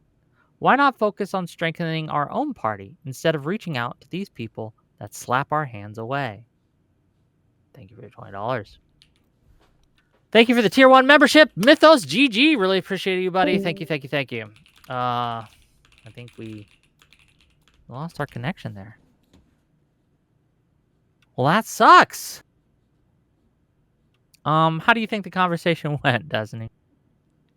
I mean, I feel like I'm looping on the same points. I don't know if these are like talking points that go around between like all of like these weird like lib left sweepers, but it's always like the same weird collection of things where it's like this, we'll hold them accountable in the future. And I was like, no, you won't, right? That you can't do it now. And like I said, and I think this is really hard for people because like our elections and all of this have gotten more and more extreme as time has gone on.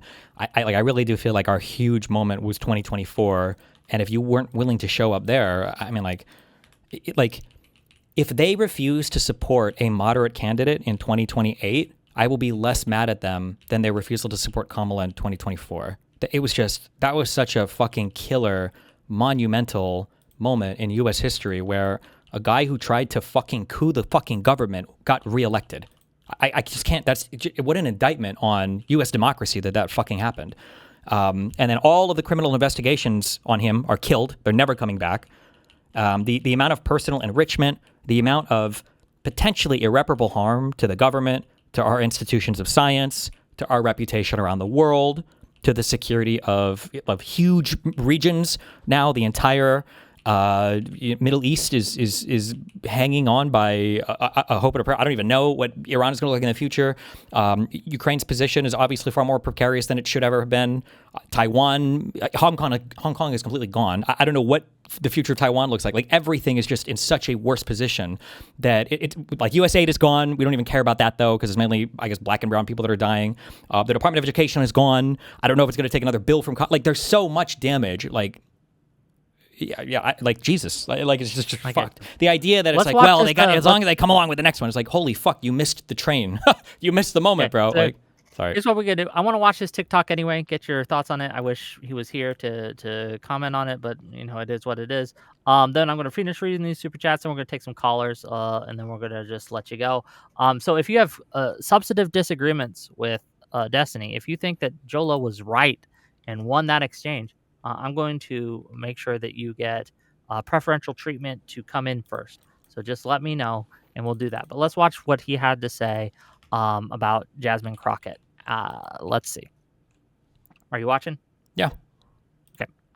Commenting on Jasmine Crockett. Okay, so Republicans are amplifying Jasmine's words just recently, today and a couple days ago, of her saying James Tallarico runs racist campaigns, and that has the goals of making us fight each other and also in suppressing voter turnout. So black voters in Texas don't come out to vote for Tallarico, which Jasmine is also suppressing voter turnout for black voters in Texas. Let me be clear, she is actually Wait, increasing black voter turnout for Wait, she is increasing black voter turnout? Wait, is he correcting himself? Sorry, fuck, never mind. I all of the statements he's making, I like, just because of how I've seen him comment on things, I would have to like fact check everything. Like, was Crockett actually saying these things, or were people fighting against the crazy white people from outside of Texas who were being racist towards the Crockett supporters? Were they saying these things? Like, I don't know what the answer is. There was a lot of hostility. Like, I will say this, there was a lot of hostility, it seemed, against Tallarico from the black community, and from everything I've seen, I don't think Tallarico said or did anything to warrant that. But all of the negative racial response was coming from the outside people like Jonah commenting all of the outside racial commentary coming into Texas. That was my impression. That's everything that I've seen on that. Yeah. Okay. Sorry. But I'm sorry. I share that. Oh, Yeah. Do you want to? Can you replay this from the beginning? Because I feel like I've. 'Cause I yeah. interrupted it. We So- got Jolah back to Okay. answer. So Jolah, are you here with us? Hello. Oh crap. Yeah, I'm I done should be. commenting I'm on here. I Jas- can participate. I'll have my camera up in a second. My bad. Yeah, that's fine. Are you able to watch the stream? We're watching this TikTok that you had. Yeah, I know that TikTok. You can watch it. I have it on my phone. Thank you for permission, but I just want to make sure that you're able to respond to it. But we're gonna go Yeah. through it. We're gonna see We what. could do a little, Jasmine. I need to save some of it. I'm doing a dedicated debate with Tom Foolery later, and I already pushed his debate back to 9 instead of 8 to do this. So we could do a little bit into it, but I don't want to do like the full thing. I'm saving it for Tom. But if you guys want to do that, we could do it for Tom. But sorry. Yeah, we don't have to talk a lot about it. So for some reason, he had this TikTok. So. Again, We watch this one. Jasmine Crockett. Okay, so Republicans are amplifying Jasmine's words just recently, today and a couple days ago, of her saying James Tallarico runs racist campaigns, and that has the goals of making us fight each other and also in suppressing voter turnout. So black voters in Texas don't come out to vote for Tallarico, which Jasmine is also suppressing voter turnout for black voters in Texas. Let me be clear, she is actually increasing black voter turnout for her selected candidates, but for James Tallarico, she's making it very clear he's not on the team. For whatever reason. She says it's not her job, but I've been called a dumb racist white boy a lot, and it's been great being called a dumb racist white boy for expecting a Democratic Party leader to endorse the U.S. Senate candidate that she lost to, like every other Democrat does, when the Supreme Court is on the line. The U.S. Supreme Court, federal courts, and federal judges. We talk about the clean air and water, investigations into ICE. ICE, remember, they zip-tied a bunch of black babies in Chicago and threw them in the back of a freaking van after coming out of Black Hawk helicopters in Chicago because a landlord wanted to harass their tenants. So we saw black babies tied up, zip tied. Like, for those investigations to really happen and have an impact, we need the U.S. House and Senate.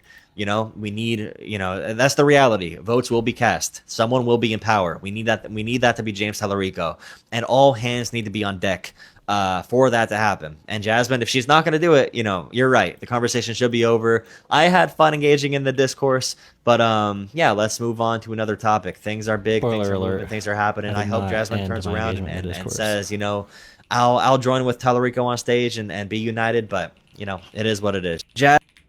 1 second. Okay, I did retract the racist campaign statement. So that was off of the Colin.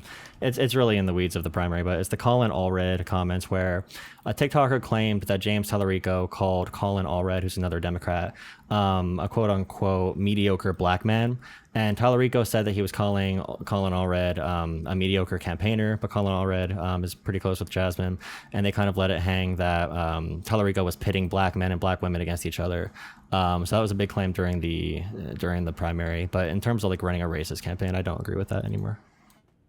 The accusation. Were you here for when we read Jasmine Crockett's endorsement of Tallarico on the morning I of? classify that as like a vote for Democrats.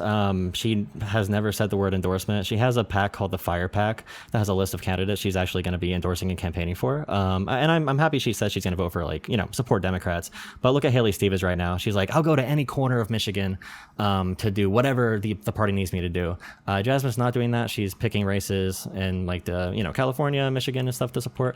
But yeah, that's the whole thing for that. Wait, but her statement was Al Sayed never made any statement anywhere near as strong as that as well, right? The one statement we found, that 8-second clip, was very wishy-washy.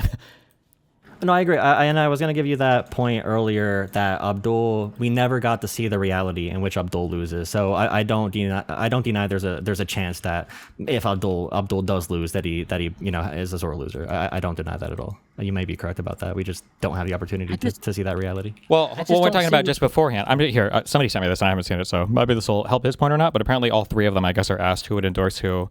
If you want to play this, Okay, we'll watch it together. Give me a second.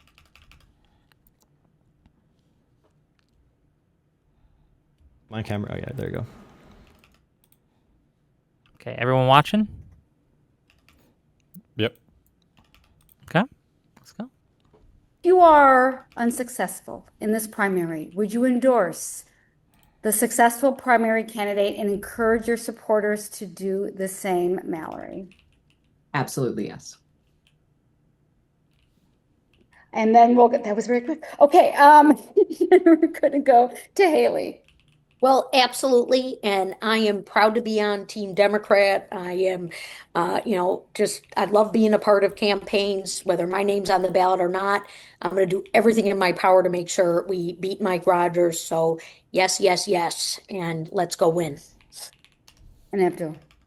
Yeah, we've got to beat Mike Rogers. There's no question about it. Beyond an endorsement, the most important thing we can offer each other is an understanding of the folks who supported us. So I think the hope I have is that all of us will sit down and share perspective on what it takes to really win folks over. We live in an era right now where the internet offers a level of transparency. Endorsements don't matter nearly as much as they used to. What's critical is that we have policy that really can inspire key people to come along. And so my hope is that all of us will sit down, whoever the winner is, and have a real conversation about what it looks like to unite the party and the real kind of significant changes that we may need to make in order to be able to bring folks along that we may not have been able to make in the primary.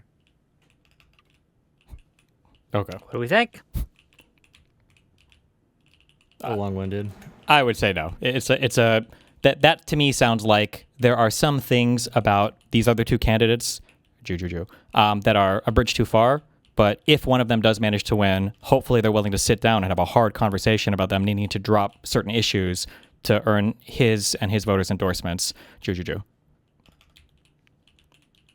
you think that's an accurate representation of the clip we just watched, Jolah, in your opinion? Definitely possible. I think Abdul has always had a attitude towards him that needed addressing. And Mallory McMorrow, after the primary, went public that she said to Abdul, he ran a good messaging campaign, but he needs to stop making everybody his enemy. So I think Mallory was sending a message with that after the primary too. So yeah, I agree that Abdul was not like super quick. Like Haley and McMorrow were like yes, and he took a long-winded to make it clear he would want concessions. So yeah.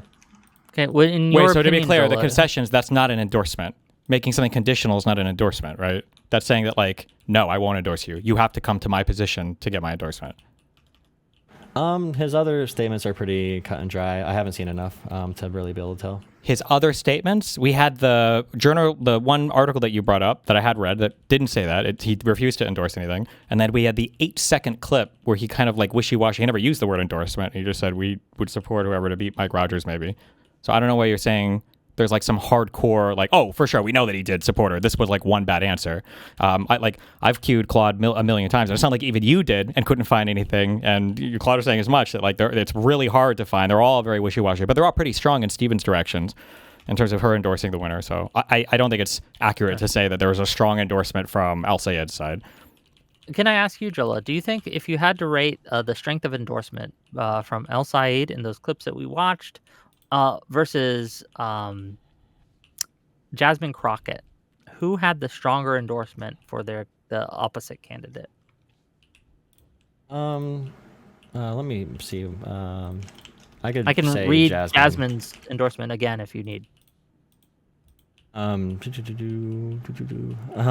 I will say also, I'm going to be mean here. You should know this. Before You or shouldn't have after to the look this up because you've attacked me multiple times for not following the primaries closely. Which, by the way, I haven't. I fully admit that. I don't pretend otherwise. But you've used that as some kind of like knowledge check talking point that you've covered these so extensively, and my interest has been so shallow and transparently not interested in the facts of the ground. Well, no, but I'm saying that like you very clearly are having to query. You're having to query databases and you're having to query bots to figure out the answers as well. You don't have this information right offhand. There's a local news station. From I think Houston, where James Federico and Crockett both interviewed, and they answered the same question, and they both said they would campaign statewide for the other candidate if they lose, and that's one of the reasons why I said Jasmine walk that back, because she's not going to campaign statewide for Tallarico, only for the races she chooses.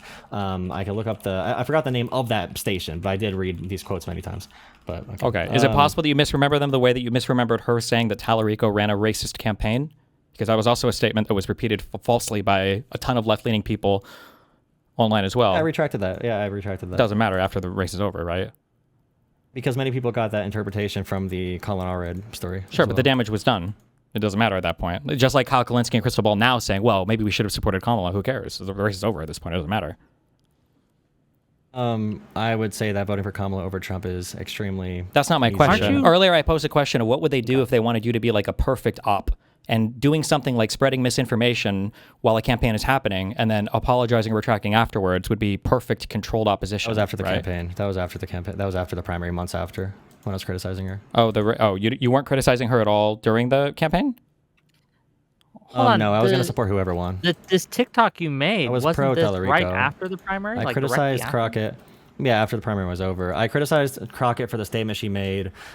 She said something about like black people are done being slaves, and that's why we need... I forget the exact quote. Something about immigrants and black people are done being slaves. I forget the exact wording for it, but I did criticize that quote from her, and I said that would hurt her statewide because of the large Latino voting population in Texas, I'm pretty sure. Does it concern you that this keeps happening, that there keeps being like rumors and lies spread by people on who either are advocating for the far left or are on the far left, that when we look into them, they're either very much misconstrued or just entirely false? I think the UMitch voter is a good example of this, right? Does that concern you at all that this keeps happening from one side? Yeah, definitely. And well, Too Raw, Too Real, if you look at their mentions, like he got lambasted for endorsing El Sayed because his audience is more in the center. So he got some of that treatment for like going from the center to the left. So I would say it happens more from the left. But it still, happens in the internet and TikTok age. We're going to get things wrong. Like usually for a TikTok, and you are encouraged, like breaking news is obviously garbage, but I still do it because that's the media form that we're currently participating in. But it's like you hear a news story, you research as much as you can for 5 minutes, you get your 1 minute clip up. So I do try to take back things that that might be wrong in those, and it's bad. I agree it's bad. But just like the DSA thing, I would rather participate in it and try to guide it in a little bit of a better direction during than not the participate primary at all. campaign. Are we going to be able to find any clips of you calling Jasmine Crockett racist or Stevens racist or anything like that? I made the one about Stevens pandering to black voters that I thought was funny, and then for Jasmine you thought it was Crockett, funny, right? You called her Jasmine- racist, but you're saying that that's a joke. Yes. You were joking when you called. It was her about racist. pandering. Yeah, it was a TikTok about pandering. Yes, and we went through that last night. I'm trying to think about. Do you think it's fair to say that? Do you think it's fair to say that El Sayed was pandering when he lied over and over again about his clinical experience as a physician? Yeah, definitely. That should be definitely attacked. And he also sold he sold like supplements like brain juice, moon dust, or some shit at one point.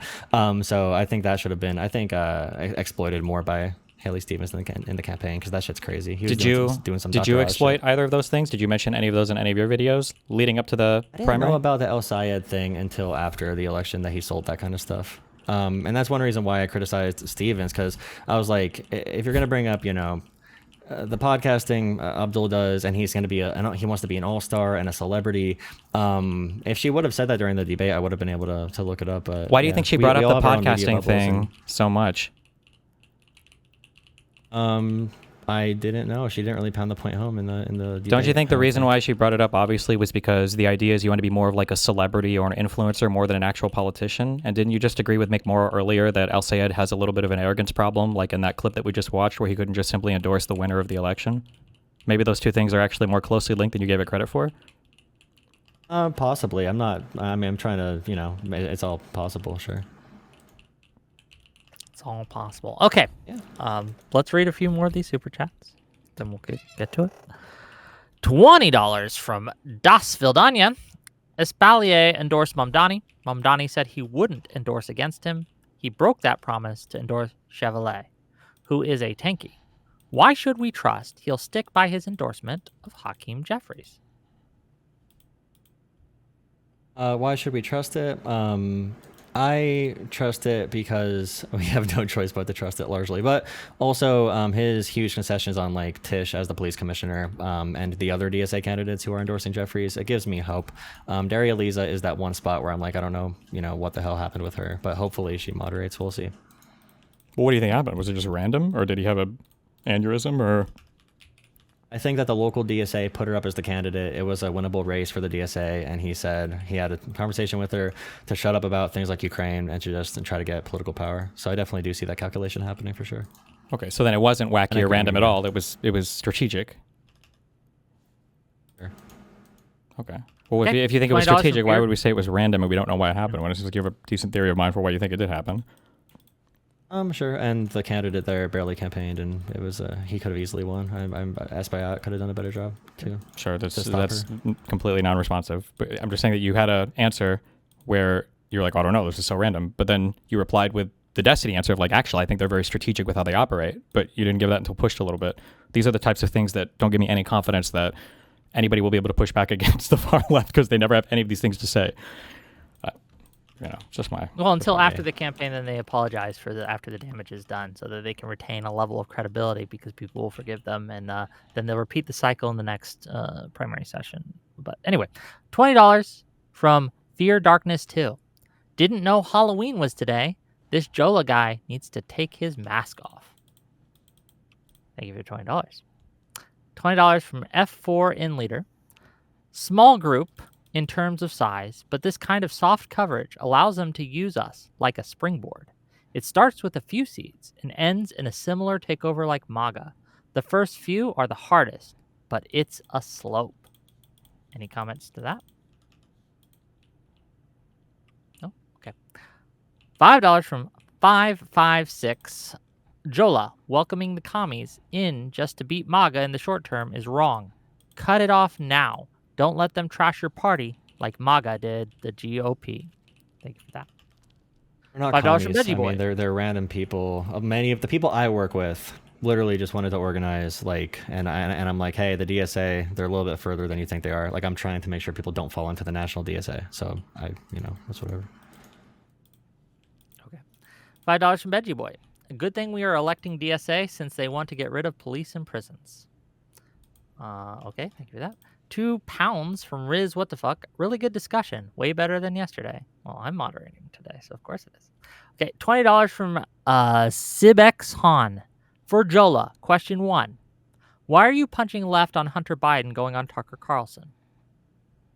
Because him and Tucker, they focused really, really, really hard on the Israel point, and I think that unrestricted populism, when it comes to Israel, is breaking too many brains all across the political spectrum. And I think the type of collaboration they did may aid to get Democrats to watch Tucker. And I know a lot of people that are Democrats that now watch Candace Owens as a result of Hunter Biden going on there. So I appreciate Hunter Biden going on these platforms. I think he should correct the record, but I don't think even Nick Fuentes too. I don't think he's equipped to handle those conversations. Question 2. Why were you silent on Pod Save Boy Wait. voting Tucker? It's bad to do shows on Candace Owens, but it's okay to court like people like Hassan. How do those two views exist in the same mind? Could you explain that for me? Because if I cover Hassan, I think I can effectively reach his audience. Hunter Biden talking about his addiction and talking and correcting the record on like Joe Biden and Burisma and stuff. I think that's all positive. But I think there's an argument that the negatives about like the Israeli conspiracy or the sloppulism is kind of outweighing the good. But I mean, How do you think? depends. What would be? So earlier you kept asking me for metrics for success. How would you know? What would your metric for success be to know that you're reaching Hassan's audience? When someone comes into my chat, I have many Hassan viewers who were very against like liberal Zionism. So I don't know if I have a big enough channel to really talk about my specific metrics there. But just explaining, for example, to Hassan viewers like why it seems anti-Semitic to deny that Jewish people need protection at all in the Middle East. It's like, oh, we could take this liberal democracy or this illiberal country like Israel and combine it with another Middle Eastern illiberal country and somehow have a liberal democracy and have no protections for Jewish people. I've been able to get that point across to them that I think, and I think if I had more videos calling Hassan like a terrorist and stuff, I would not have them in my audience to have that conversation with. And you can think that's not going to be effective. Like, Well, so I'm just curious. So then you branching think out, that you have convinced some Hassan viewers that like Israel has to exist as like a Jewish protected state? You think that's the case? I think I got them more accepting of like a Brad Lander, which I think I don't. Do you have an opinion on like Brad Lander's liberal Zionism and his collaboration with DSA? Do you think he's positive in doing that, or do you think he's just helping them? I don't have a strong opinion on it because I don't know what their position is ultimately going to be come election time. But I'm curious. You think that you've convinced some Hassan people that like Israel should exist as a Jewish majority protected state? You think that at the very least, I was able to say even if you think of one state's possible, which is not, and I would try to convince them out of that, you would need to have extreme constitutional protections for Jewish people as a minority. Just like in America, we need minority protections in America, and that's the big point of why. Because they asked like, why are we getting called anti-Semitic? And I think I did reach a couple people on that. And again, I don't know if that would be able to branch out and be super effective broadly if my channel grew rapidly in size. But I have had pretty good conversations with local DSA members that I know about that. But do you think that Jews that feel like they're going to be genocided in a Muslim majority state feel like they're not going to be genocided if there are constitutional protections for them? No, but I think that's a good bridgeway for them to not say to lean away from anti-Semitism. I think it's easy. I think it's much easier to convince somebody of a two-state solution with protected populations in both states if they understand why they're being called anti-Semitic instead of just saying you're anti-Semitic and saying you're a terrorist supporter. Maybe if I'm able to communicate with them why people say like, hey, you're fully disregarding the idea that Jewish people need protections at all. I think that's in proximity to the more correct answer and less harmful. It's not going to happen right away, but I think after like my own progression, being like a Bernie bro, Jimmy Dore type, and finding content like yours, it happened over a period of a few years. It did not happen like one day. There was a big debate where I'm like, holy shit, I now believe in, I'm now not a Russian simp like Jimmy Dore is. Like it happened over a long period of time. I just believe in that kind of change. I think I'm trying to gear myself in that direction. I mean, fair, but you only seem to have this for people like Hassan and Kyle Kalinske and them, but not for people on the right who follow things like Tucker Carlson and things like that. And I don't like if that's your belief that we can reach out to people and de-radicalize them and give them off ramps. Why are you only doing this one way? Why not both? I have spoke about, so I try to take the approach I have, like I want to be able to go out and be like, Stephen Miller is a Nazi. This Jewish man is a Nazi, the Stephen Miller guy. And that's just not going to really work. And it shuts people's, or Donald Trump is a Nazi. Like we know they have white supremacist beliefs. We know the way they talk about Somalis is crazy. But if you call Trump a Nazi, no one's going to listen to you. So I've had to, in more emotional coverage, my biggest thing is like taking Trump supporter calls. So I've had to walk back from that because I know that's pretty thought terminating. So I would say I've tried to moderate that even in, relationships with friends or family. How can I reach them closer to where they are to, change their opinions and not shut their brains off right away? Because if I make them too involved with the group they're currently in, I run the risk of reinforcing their current group identity. And I don't want more group identity with DSA and Hassan. I don't want more group identity with MAGA than there already is. And I'm also against like the terms like white privilege and toxic masculinity because it's these academic terms that are very thought terminating. Hold on, didn't you earlier in this conversation say that white religious people are more of a threat than socialism and that kind of thing? Do you not think that that's playing into these stereotypes? It's more of a, I was saying it's more of a threat for an evangelical, I think evangelical voters vote like 90% Republican or something.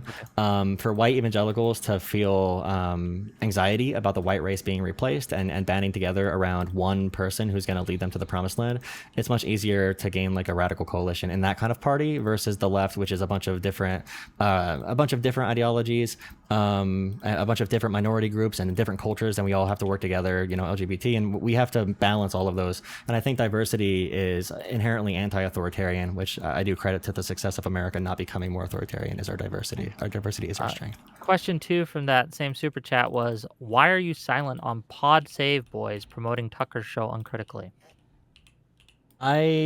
I would definitely, if someone wants to link me that, I haven't been involved in, I took like a few months off YouTube content recently, so if anyone wants to link me that, I'd be glad to watch it and critique it. Well, this was several months ago where yeah. PodSave posted a clip saying, I think it had to do with like, oh my God, Tucker Carlson has the right view on, was it Iran, I think?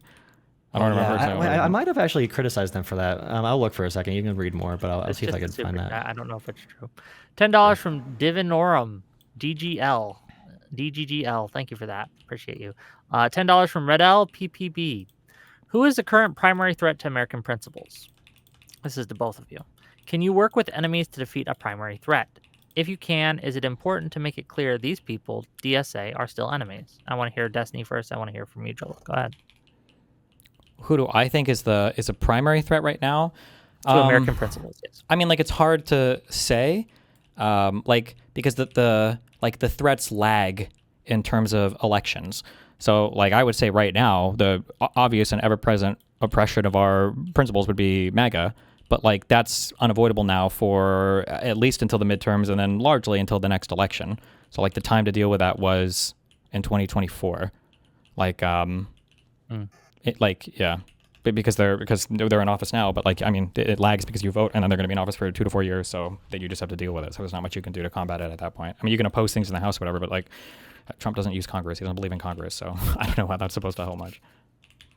What's your answer, Mr. Jolah? The question was if you can work with enemies to do what? Sorry. Can you work with enemies to defeat a primary threat? And also, who is the current primary threat to American principles? Yeah, I made that appeal to Bernie or Busters when they were saying that we should let Republicans win, and I was trying to say that Democratic voters, when MAGA is around, they are very focused on beating Trump. So they're not going to typically go more progressive. They'll want to choose more moderate, safe candidates. There's a large reason why Joe Biden won the 2020 primary. So I think if you want left infighting, as long as they support electoral success of Democrats, even if some of them are assholes, as long as they support electoral success and I could beat them up and get them to vote for our presidential candidate, like Keith Edwards did vote for Kamala Harris. He's probably at the line for me of where I would like go, work with very directly. But I think, it's... I don't know why we bring up Keith Edwards as an example. Keith Edwards is radicalized. Like, yeah, he did vote in the past, but he's like a radicalized You person, think he's like... You think that he's substantially different from when he was posting like super pro Kamala, is what you're saying? Yes. I don't think that, for instance, if Ossoff will not be supported by the DSA types because he's Jewish, though they won't say that, but also because he's more moderate on a lot of positions, and they will probably fix it on that. Some of them have started to pick out some of his answers about Medicare for all and everything. But I don't know if like or rather, let me be more particular. They might support him, but they will absolutely be completely and totally silent on far-left vicious attacks on him, just like everybody was about far-left vicious attacks on any other Democratic moderate. Fair enough. $5 from Treveka. The DSA supporters will only point to external sources for why their candidates lose, and never internally. DSA need to be better at taking blame. Fair enough. £5 from BX8578. Does Destiny agree that many of the attacks on AES and Mamdani are Islamophobic? Why doesn't he condemn them, even tying them to stuff Hassan said?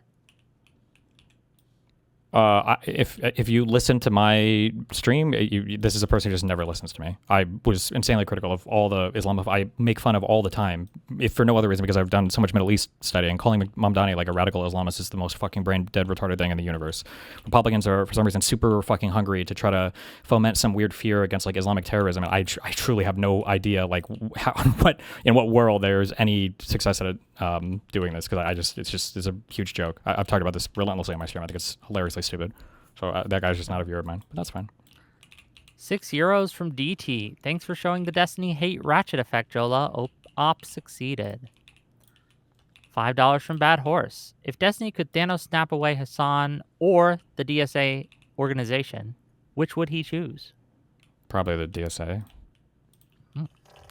$10 from Per Thompson. I thought Jolah covered the primary. Why did he not even watch the whole debate? $20 from DBZM. Why not focus on larger, more moderate base of voters rather than the smaller group of extreme leftist voters? You are more likely to lose votes if you platform wilder views. Why risk losing a wider amount of obtainable seats? This is to you, Jolah. I think you can play separate roles there without elevating those voices to the front. I'm not choosing to do that. If the algorithms do that, then I have to work with what I'm working with. I don't have control over the exaggerated effect of their platform. So I would say that I would approach both issues separately. But I think we can manage to do, we could rein in the DSA and also have a moderate outward-facing message as much as possible. I still don't understand this. I don't understand how this answer. I don't know if there's a program talking point. We keep saying can rein in the DSA, can moderate the DSA. That's never. Where is that ever happening? When you're saying over and over again that you can never criticize them. It's not going to be. It's going to be difficult to give a definitive here's exactly where it's happening because it's like I said before about those social groupings. If I want to meet people my age, I need to go to a more leftist event, and that's not really going to be fixed necessarily. And some people might have different experiences in democratic politics, but that's what I hear from people in New York and liberals that I know. They're like, hey, the DSA is Zoran Mamdani and I'm going to join it and have fun. I'm not going to find a specific moment. It's more of like a social understanding that, I want to maintain contact and not cut myself out from the group totally. So if I'm not going to be able to move their more radical beliefs away, then it's kind of how I deal with my more ignorant, conservative, cousins or something, where I'm like, yeah, bro, yeah, sure, Candace Owens is super base, bro, but also maybe don't vote Trump. I'm just giving nudges in the right direction. You might think that's a full game, but it's hard to really. It's just a predisposition I'll have towards how I treat participating in a competitive coalition. Okay. £5 from Riz What the Fuck. Has Jolah made any videos falsely portraying any DSA tanky candidates as being racist, or does he only make them about normal Democrats? Did I cover any DSA? I don't know if I really covered any DSA candidates. I think I may have said don't vote Hong. Yeah, I've more so covered the Senate primaries and more competitive ones. €2 from DT to say Wick actively advocating against his own tagline. I'm not sure what that means, but fair enough. $5 from Cooperation. This guy is just describing his networking scheme to us and pretending he's doing politics a great favor. $2 from Mini Mumdu. D thinks it's funny to unalive people. Remove him. Do you think it's funny to unalive people, Destiny? I thought it was funny when Hitler killed himself.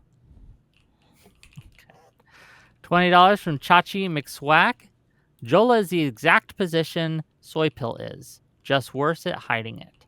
Culturally, radical, woke, progressive, obsessed with white bad, men bad, Christian bad. These are allies of tankies. They just apply Marxism to different traits. You want to respond to the allegations? I don't know how if I was white bad, I'd be I don't know. I actually I'm extremely moderate on my trying to moderate my discussions around white people and stuff because I'm from a very conservative rural area. My actual real political engagement is more to do with flipping red seats. I live in a very Trump area, so the internet conversation just totally gets away from me. But yeah, I don't know. Yeah, I'm I hate the whites. Fair. Travakia for $5. Question to Jonah. It's Jolah, but fair. Which endorsement is more harmful for a Democrat candidate, Hassan Piker or Liz Cheney? Hassan. I don't think Liz Cheney had any impact, positive or negative. Okay. Real Serious for 100 ARS, whatever that is. I say take some advice from the commies instead of constantly critiquing them. Lenin, quote, put no faith in words, subject everything to the closest scrutiny. This is the motto of the Marxist workers, end quote. Okay. $5 from Mr. E713. So we can criticize Crockett, but not Hassan? I criticize both. I mean, I have a record of doing that, so. $5 from Germsro Solino. Jolah using lies, half-truths, and I didn't know about that at the time. This is why they call you guys Blue MAGA. It's like watching a MAGA debate. $5 from Dodger Jim. DSA is a cancer to the Democratic Party and must be excised, not welcomed. $10 from Per Thompson. Jalopy, confronted with his lies, but not caring about how much he's gotten wrong, says everything you need to know about him. He'll keep spreading these jokes and lies. $5 from King Wanted 982. What did Jolah mean when he said, quote, someone please get me on with Kyle Kalinske. I'd love to shit talk Hakeem Jeffries with my childhood hero, end quote. Did you say that? Yeah, I probably did. I like Hakeem Jeffries now, though. So you were just Radically joking pro then, Hakeem. You changed your mind? No, I changed my mind. Changed I'm your radically pro Hakeem right now. I'm still anti-Chuck Schumer. Fair enough. DBZM for $20 or £20. I'm sorry. Jolah, why not focus your content on more positive promotion when presented with information that may be false, like with the racist remarks? If it's going to be harder verifying information due to the pace of your content. I have very positive Jasmine Crockett posts, but the issue is like those get 500 views and the anti-Jasmine Crockett ones get like 100,000. So, I can't control the algorithm, but I've been very positive on Jasmine Crockett as well before this one particular. But you're topic. less positive because it gets you less views? No, I'm saying that when I am positive, no one sees it. So they wouldn't know that I'm positive on Jasmine Crockett because it doesn't get views. Yeah, the algorithm pushes negativity more. Polly Psychic for $10. I think we have to remember that authoritarians need mythology. Populism creates a myth to build upon. We're almost done, don't worry. $5 from Dick Johnson. Ask this moron if he thinks the Republicans should have nipped the Tea Party in the bud. Sure, yeah. I mean, they like it, but that's their kind of thing. $5 from the only Brian. If we had a moderate, non-MAGA Republican like Romney versus a DSA candidate like Chevrolet running for president in 2028, who should we support? Chevrolet versus Romney. Who you voting for? Lightning round. Go. The problem with the weird binaries is that I would have to take into account like the political stuff that exists at the time. This is why I gave that one hypothetical that I would rather have Hitler than Donald Trump as president, because I think most of America still hates Hitler. I don't think he would have a very good time getting his agenda passed. So in a world where you still have MAGA, I don't know for Romney. I don't know how much Romney would be willing to push back against the worst instincts. It's the same way that I evaluate the DSA types, to where it seems like the lib-left people can't have any pushback against these far-left people. So it makes me really, really, really reluctant to ever support any of these far-left people. But if you had a strong Republican Party that did have some kind of moral backstop, then I'd say I'd probably support Romney. But if you had a strong lib-left party that had a backstop against some weirdo commie shit, then I'd probably support Chevrolet or whatever, however the fuck you pronounce her name. $5 from Mortis Tyrannus. Destiny, thank you for showing me that there are still liberals who disavow self-described enemies of the West. When will the media apparatus agree? $10 from This Is D. Question for Destiny. Can you clarify? Do you see DSA types as an immediate threat to the party or country, or has the recent arc mainly been to stamp out the possibility of a future threat? I view them as threats to the country because I think that they're doing bad things in the Democratic Party, and I think they're having a bad impact on democratic elections, and they stand for things that I'm fundamentally opposed to. Nick Kilo for $5. Jolah, do you think you're contributing to anti-Semitism by calling AIPAC deplorable? I think that criticizing anything associated with a minority group can definitely have that effect, but I think I'm pretty responsible when I talk about AIPAC. I never say it unless if I can justify the United Democracy PAC spending from Abdul's race, but I've been very public about being pro Jewish people having a safe place to be in the Middle East. So $5 from Patty Gamer. Is it possible to measure if Jolah was effective or not at moving Hassan and DSA viewers? Any chance of a debate with Destiny? What do you think is happening right now, ladies and gentlemen? I don't know. I don't understand. With that said, I'm going to invite some viewers in. I know a few of them are DSA types, and we're going to prioritize that and see what they have to say. and then we will let you guys go back on your merry way. So here's where we go. I'm going to bring them in right now. Hello, you're live. Hello. Hi. You had some comments and some questions. You are a DSA member, correct? Yes. What's up? Okay. Well, you're here. You called in. What do Yeah. you have to say? I think my perspective is really on this kind of conversation has been mostly this, and I do apologize for generalizing it because it's been like almost 2 hours of conversation about this. But basically, it comes down to Destiny being like, "You'll listen, bro. It doesn't matter if you're cocky about liberalism being superior to DSA's image. We need to go on the offensive." And Destiny, I'm just gonna say this outright. Even though I'm a DSA member, I respect you more than any other liberal on these platforms. I really do. And the reason why I respect you more is the fact that you're a partisan for liberals. I think that if we're gonna have this so-called civil war, we should actually have these fights and not pussy around. I'm gonna call out people like Pisco for this. Pisco, who acts like a liberal but wants to defend DSA sometimes, and what's his other guy's name? Poundering Politics, aka Jeremiah, who sometimes goes on Hutch's live What are we doing? streams.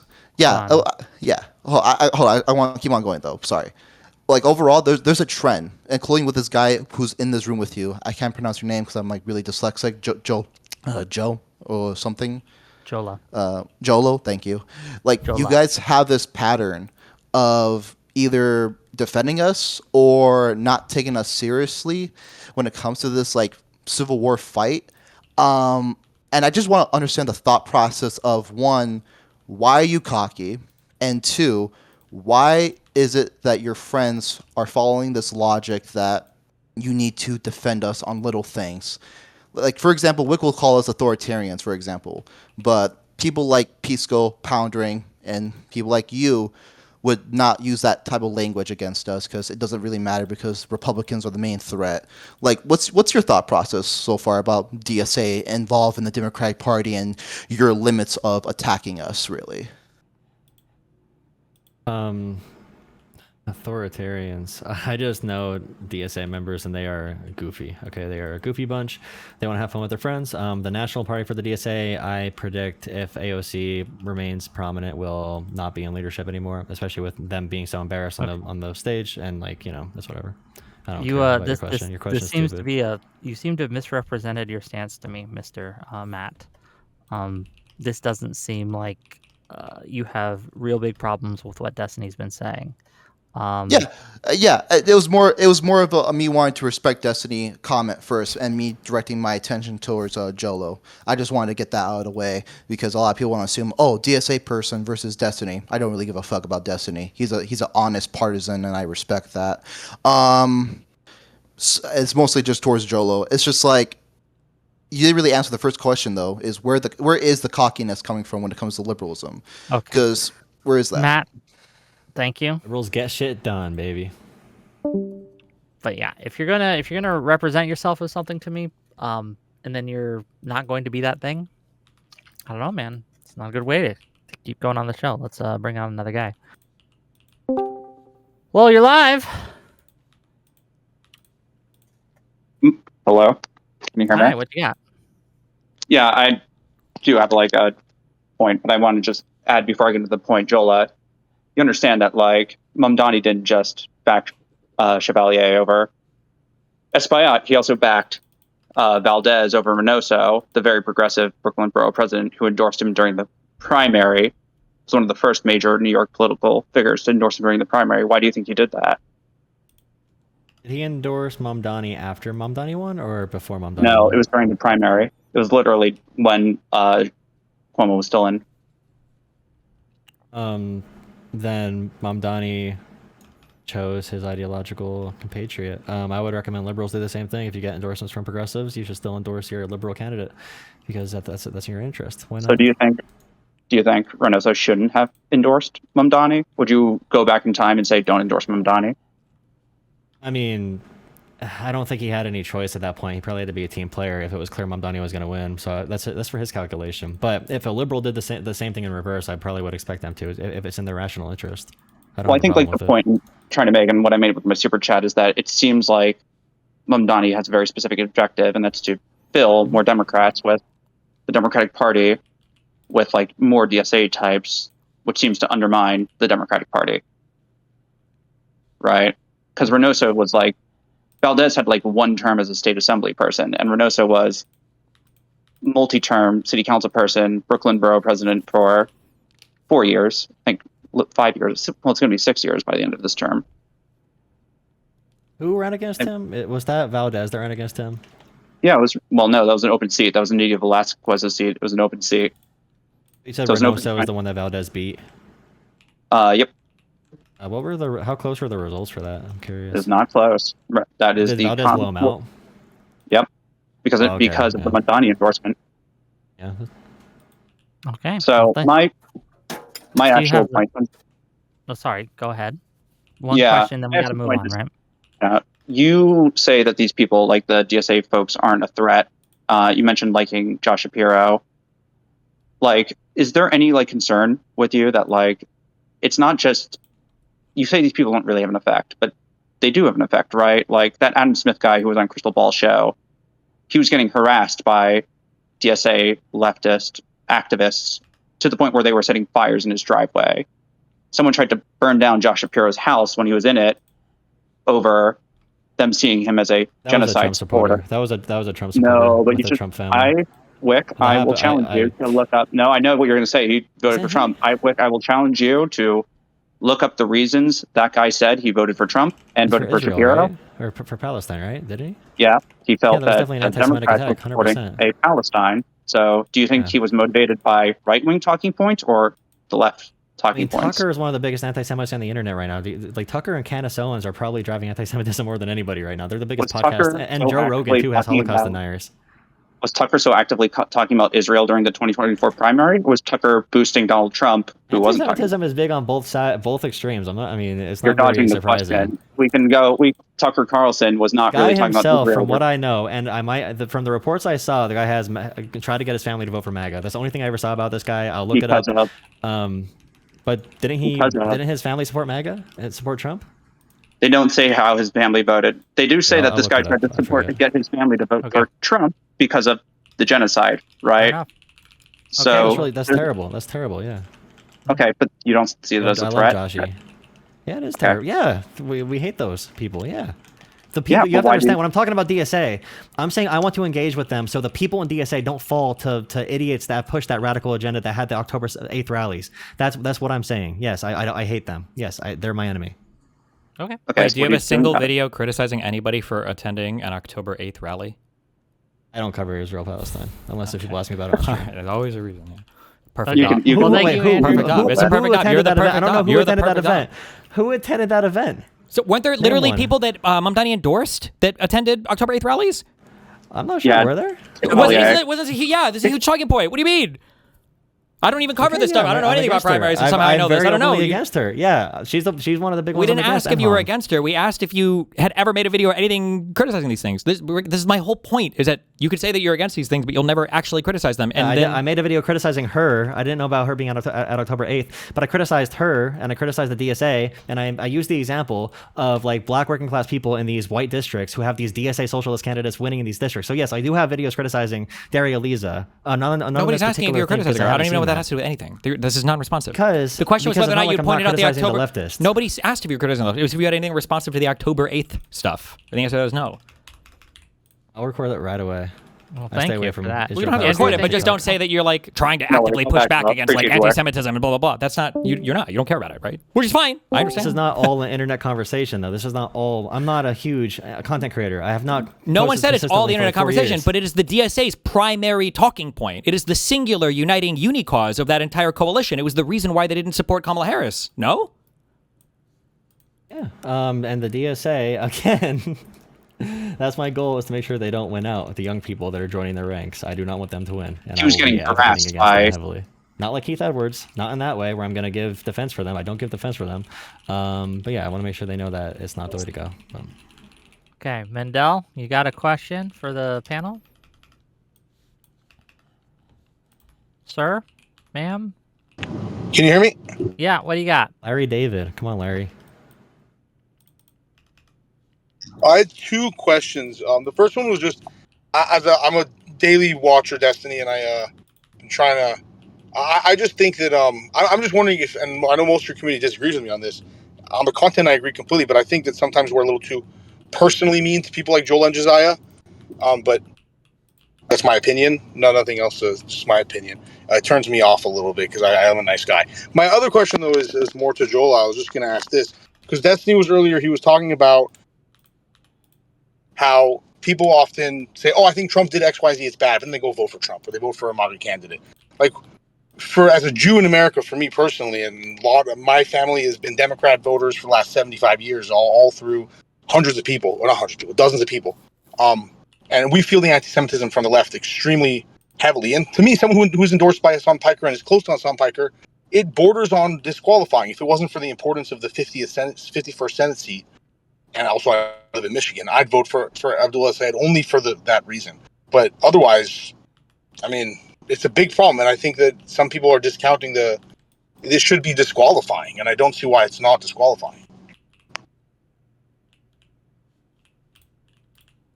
All the anti-Semitism is what I mean. Go ahead, answer the question. There's two questions he asked. Why are you so mean to Josiah, and why? And to you, Jolah, why isn't campaigning with a Hassan Piker disqualifying? For me on the first one, I do agree that we're too mean. I don't like the level of meanness that we're at right now. The reason why I push it and encourage it is because this is where the political fights are happening, and until everybody realizes it, this is where we're going to be stuck.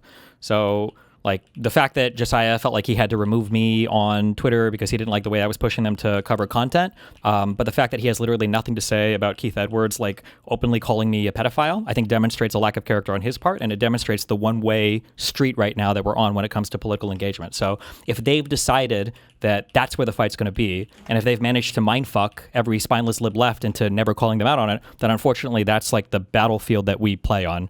I don't want to be here. I don't like it. I feel like policy and everything is obviously way more substantive. My highlight fun streams for me are researching SARS-CoV-2 and Israel-Palestine, but right now it's just all about calling each other pedophiles and rapists because that's where people like Hassan have decided that that's where the conversation is going to be, and then they are greenlit by every lib-left person like Jonah, who decides they're not going to call them out, or Jolah, who decides they're not going to call them out on it. So I think that if any of these candidates were to be appearing, for instance, on TV with people like Nick Fuentes, I think that these people would have massive problems with it, and they would immediately say something about it. But I've gotten more death threats from Hassan's community, Hassan and his orbiters themselves, than I ever have from like Nick Fuentes or any of these people. But for some reason, there's the reality is I think it's just because they agree with like way more for these far left types than they actually say. But obviously, there's no way for me to know that directly. But that's my perspective. And Jolah, his question for you: why isn't campaigning with Hassan Piker disqualifying?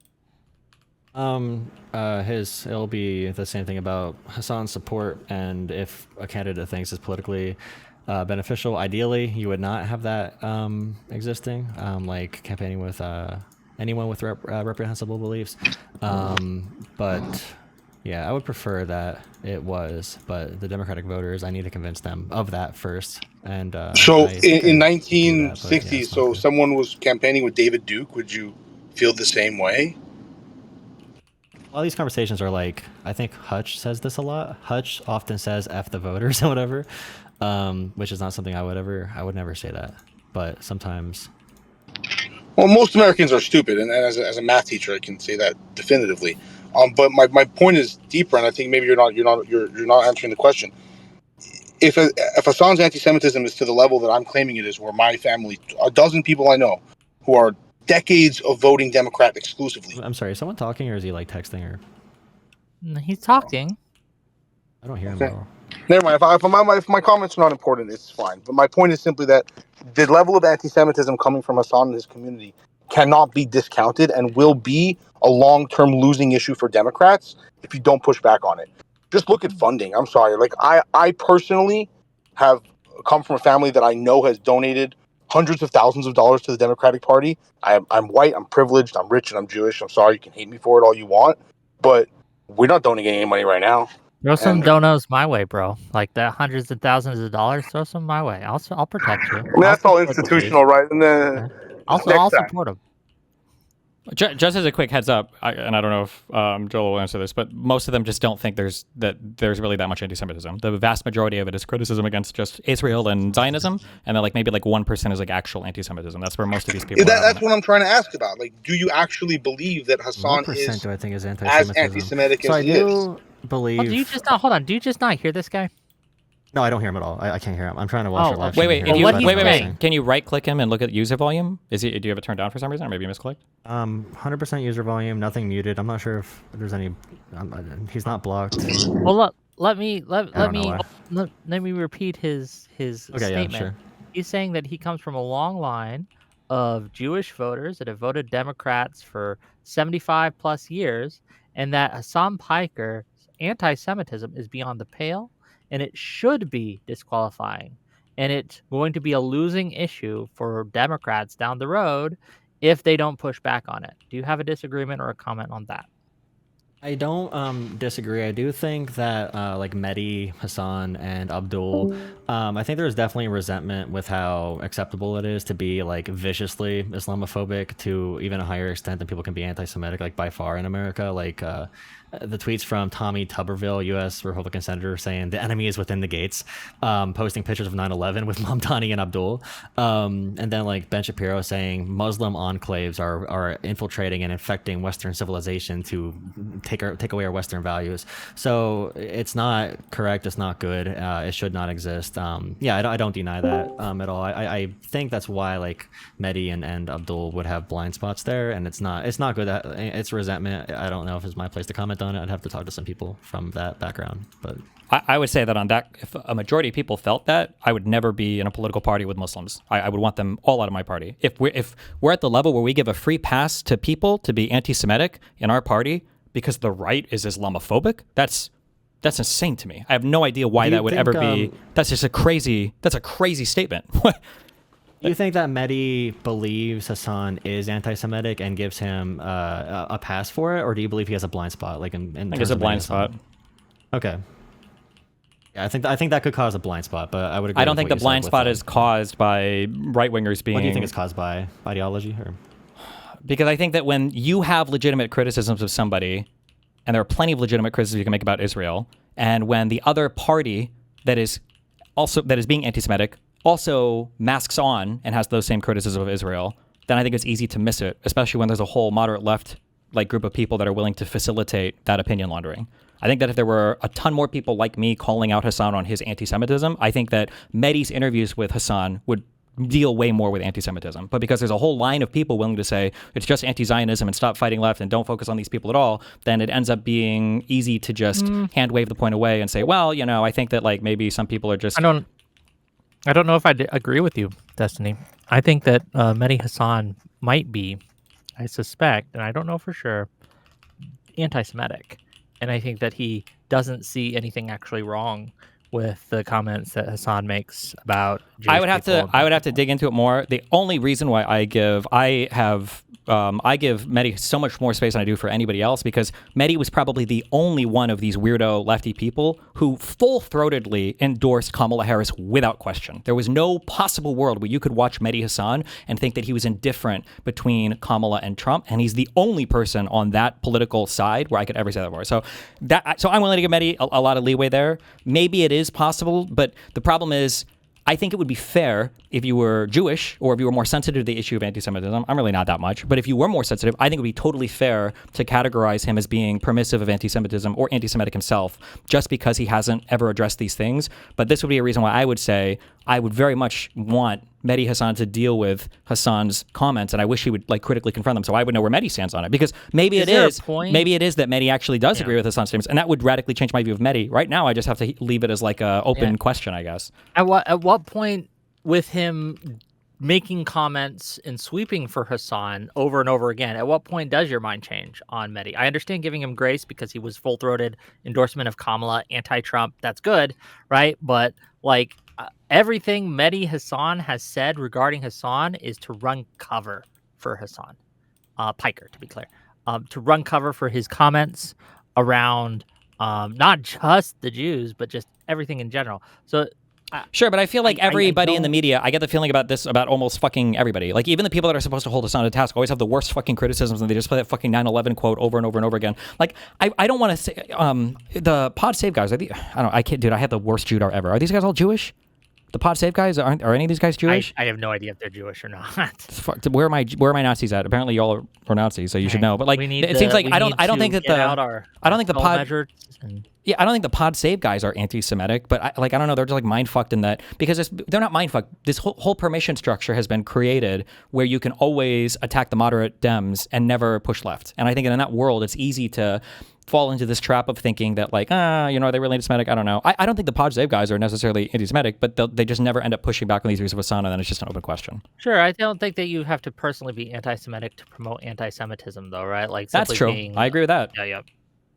I'm being more charitable. If somebody were to say, I think that anybody that gives Hassan a free pass, I think they're anti-Semitic. I don't think I would fight with that person. Just personally, I'm giving a lot of credit here. But I mean, fair enough. No, that's fair enough. That's Yeah. that's your prerogative. I just for me, seeing Mehdi Hassan's comment, I am leaning towards no. This guy just has a problem with that kind of person, and he seems to run cover for a lot of comments that not just Hassan Piker, but others have made. But maybe I'm wrong. I could be. Okay. We got another caller, Rick. You said you're a socialist. Indeed, I am. I hope it's a socialist who disagrees with Destiny, because that's what I'm looking for. Yes. Okay. Well, partially, I disagree. I mostly disagree with the approach that Destiny is calling for. I disagree with the DSA primarily on their stance when it comes to like international issues. I don't like how they don't, take a stand in Russia's imperialism against Ukraine. The main issue I have with Destiny is that I believe his strategy that he's taking is going to backfire heavily. Primarily because when you go ahead and push away the DSA into their corner, they are only going to become more extreme, and they are only going to recruit more people into their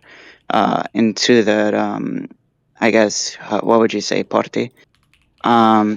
Whereas if you went ahead and adopted, these people, allowed them to moderate and pass the legislations and policies that you want, that Democrats generally agree to pass, you would be able to basically deal with the fervor that the political, the voters feel right now, the populism. You would get rid of it if you pass like universal healthcare with majorities, and you need the support of not just DSA, but socialists like myself. Like, I am not DSA, but I am a pragmatic socialist. And I do think that your strategy is just going to lead them to be isolated and fall into the hands of Hassan. And one more thing, one of the major issues I had is that you have shown that you are open to El Sayed as a candidate, and it doesn't even seem like you disagree with him much, especially since he is a capitalist and not a socialist. But it does seem like you are allowing El Sayed to basically because I would agree that his association with Hassan is terrible. I do not like Hassan. He's an illiberal. But why don't you go ahead and adopt El Sayed on your side? That way you can go ahead and say, look, my support base, my DG, your community's name, they support El Sayed, and he is going to be a capitalist, and he's not a socialist.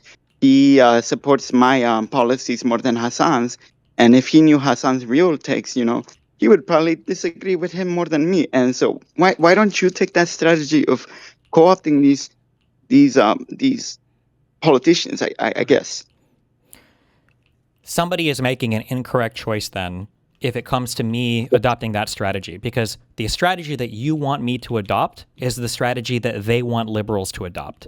So now the question is, are they making a bad calculation, Or are you making the bad calculation? Because they want us to try to, quote unquote, adopt their candidates, and they want us to try to, quote unquote, play nice with them and convert their people. But by the rules that a lot of moderate left content creators, and by the rules that the socialist people are laying out, we can never truly challenge them and punch them the same way that they punch us. It's imagine trying to blame the non-committed or unaligned, or I think they call themselves the uncommitted movement, for not electing Kamala. All of those people, Crystal Ball Congley, all of them will rage at you and scream at you and shout at you and say, oh no, you can't do that. But if you try to blame Kamala or Biden or moderate Dems, that's great. That's approved. So you're asking to enter a structure where the other side can infinitely attack you, and you can never really attack them. But if you play by the rules, somehow you can de-radicalize. You guys, this is the same criticism I was giving of Jolah. You guys keep saying this thing where it's well, can't you de-radicalize them? Can't you pull them to your side? You just say that like it's a thing to do, but then anytime you talk about a tactic that you could use to pull somebody from their side to your side, that is not permitted. You can't do it. Because the only way to pull somebody from their side to your side, you have to criticize their position. Because they're criticizing your position, and you can't just say, oh yeah, well, we have these positions and they're good. You have to be able to show why yours are better than the other side. And that attacking of that other side to show that their structures aren't, or I'm sorry, that their policies aren't as good as ours is not allowed. It's not permitted right now. That's the issue. Yes, so I will tell you why I think that your strategy will fail, and that is because as a socialist, I would consider myself liberal because I support democratic institutions.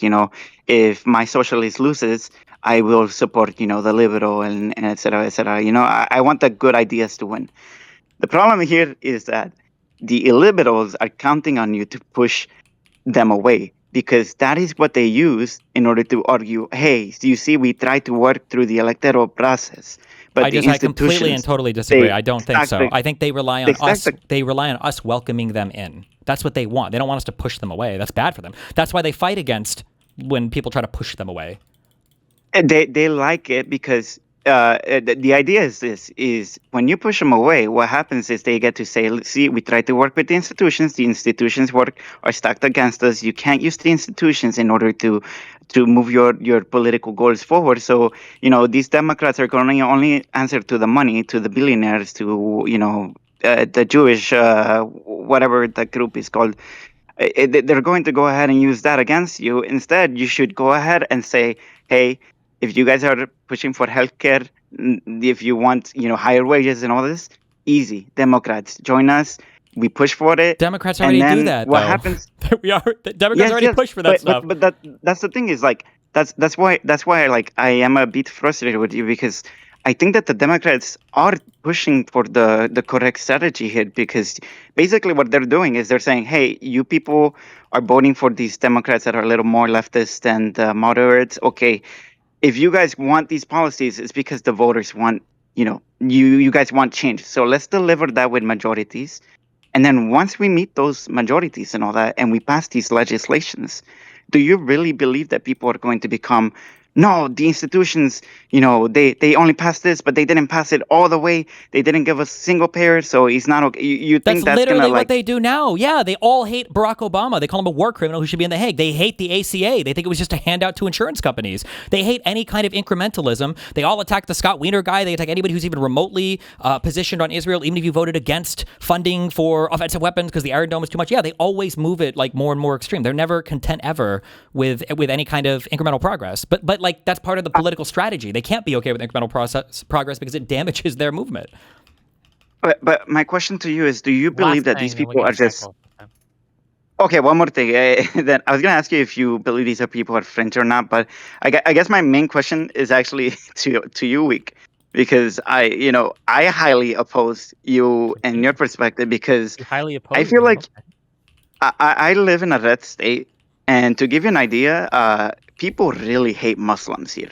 One of the funniest things is that our governor tried to pass this thing where Bibles are gonna be in every classroom, and so it's so funny to see it because they think that Sharia law or Mandani getting elected is going to bring in Sharia law or all these terrorism and all this here. Okay. But then the governor is literally doing that, but for Christianity in the classroom. And it's and so my point to you is that I think that it's great that you're standing on principle, because I do think that that's honorable. But the problem is that I do feel like you're able to take that stance because you're not being affected by these policies.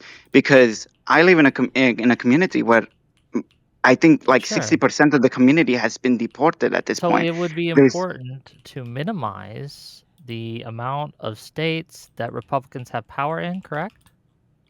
Yes. Okay, we agree. We just have a different idea of how to minimize that. I think by sacrificing and not and sitting at home, to be clear, not voting for MAGA, but sitting at home if Hong wins the primary tonight, which it looks like she will. If I was in Wisconsin, I say we should sit it out, and I do not endorse Hong because I think by doing that, I'm going to save 10 elections down the road that if we were to go and back Hong, we would lose. Okay, So we have that the is a same strong goal. argument, and I think that if you aim that towards the people who didn't support Kamala, is it Kamala or I forget how to pronounce it, but if you directed that message to the people who didn't vote for her, I agree.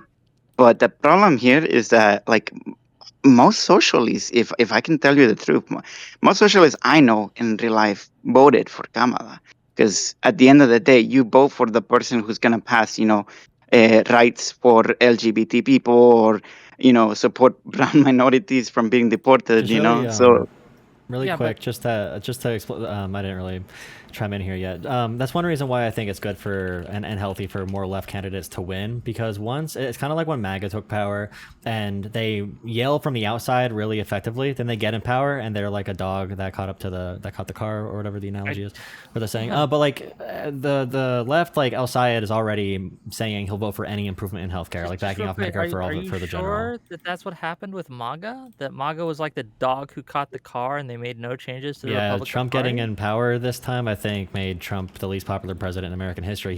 Trump was the most popular when he's not in office. Like he's super popular not in office. The same goes here, where people turn on AOC and stuff. And I guarantee you, people are going to turn on El Sayed and then when they have to make pragmatic decisions. And that's when I want to peel people off from like the super crystal ball coalition. Yeah, I think that we need to stop them from getting the power, because once they get the power or the influence, it's going to be very, very hard to dislodge them, because we'll make the argument like, oh, look, they're not so bad. See, and then people like Mamdani will hold the door open for worse and worse and worse candidates to come on in to promise they're going to endorse the incumbent, but then fail to do that and go back on their promise and endorse the challenger instead because they align with them. I just think it's an op. And I think that you are just discounting the things that they are saying and doing. Like I get that, but then you look at like Crystal Ball. Like Crystal Ball hates Ukrainians. Like Crystal Ball wants a nuclear bomb dropped in Ukraine as soon as possible. Yes, and she does. Abdul El Sayed taking a very pro-Ukraine stance, I think is going to break their brains a little bit, and that's one point I can use to divide them a little bit. And I take your point, but I think I want to find those flashpoints where I can. Okay. Well, Rick, can I ask you one question? We have a limited amount of time. It's just real quick. It's really quick. Is it going to be quick? Yes. Basically, no, never mind. Okay, bye-bye. Thank you. It's not going to be quick. Okay, we have time for probably one more caller. Hello, you're live. What's going on, y'all?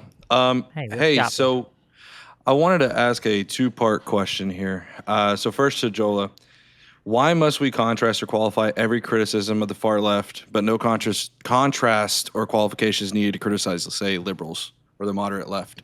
And secondly, can you name how many people you've swayed over to your side from the far left and how you managed to do so? I think the conversation we're having is based around the far left. If you want to have a conversation, I mean, you can call in later about the opposite way. We could definitely have the conversation about the center of the party, and there are many qualifications and changes we need to make there as well. And the way I measure it, like I said, the analytics will be tough. I think we can judge based off of AOC's actions. If AOC continues on her path of being a very faithful Democratic supporter of Democrats electorally, she stood up for Kamala, stood up for Joe Biden, so did Bernie Sanders. I think they are the guiding principle. I would want the Democratic left to follow their lead if I can direct people in that direction. But yeah, it's going to be very hard to give you like analytics or anything or anything quantitative. So I'm going to try to keep this short and simple.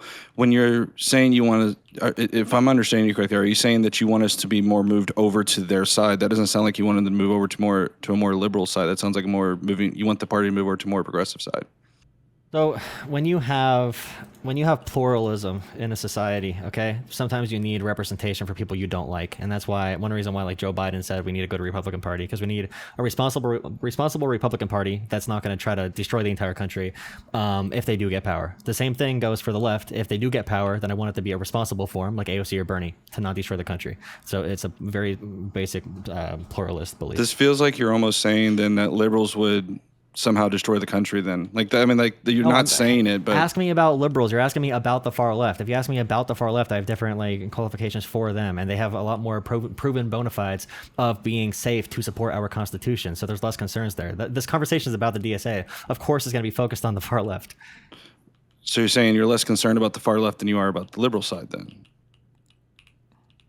I have concerns all across the board. Okay, I have concerns with ineffective liberals. I think that there should be some changes with the DNC, with Chuck Schumer, with a candidate, recruitment. I think there's some 80, 90-year-olds, including, you could even include progressives like Bernie Sanders from the left, by the way, and Murky. But like, yeah, I have criticism. This conversation is about the left. If we have, and like I said, if you want to call in and have a long conversation, I know Wick is almost done here, about the other side of the party, then yeah, we can have that conversation too. I do that as well.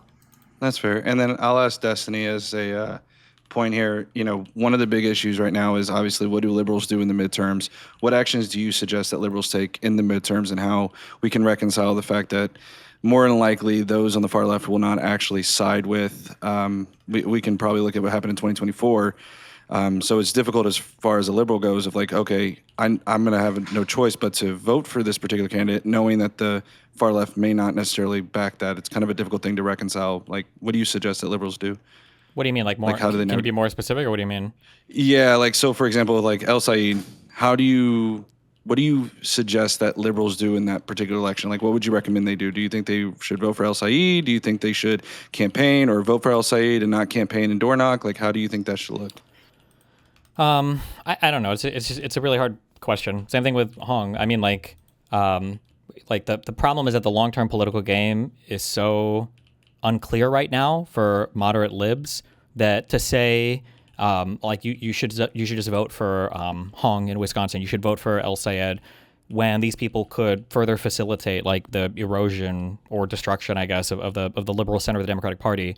Like in my mind, that's a rough sell to me for supporting them. But then on the flip side, right, if I'm asking somebody or telling somebody like, well, I don't think I would vote for Francesca Hong, I don't think I would vote for El Sayed, and it ends up being the Senate vote that matters for another Supreme Court pick or another, cabinet member appointment, or it ends up being that in Wisconsin things are now fucked on the voting things because the new governor decides to be more complicit with Trump election meddling in the actual 2028 election. I mean, that's like a very real, like the harms that I'm worried about are a bit harder to, they're a bit less material than the harms of the Republican people right now. So like voting for somebody like El Sayed, voting for Hong against the Republicans, that's like a very clear present danger that is like very clearly and obviously needed to be opposed. And then the harms that I'm talking about are a little bit more immaterial and harder to conceptualize, but I think they're very real, and I think that they run the risk of being much more significant in the long term. So I don't know.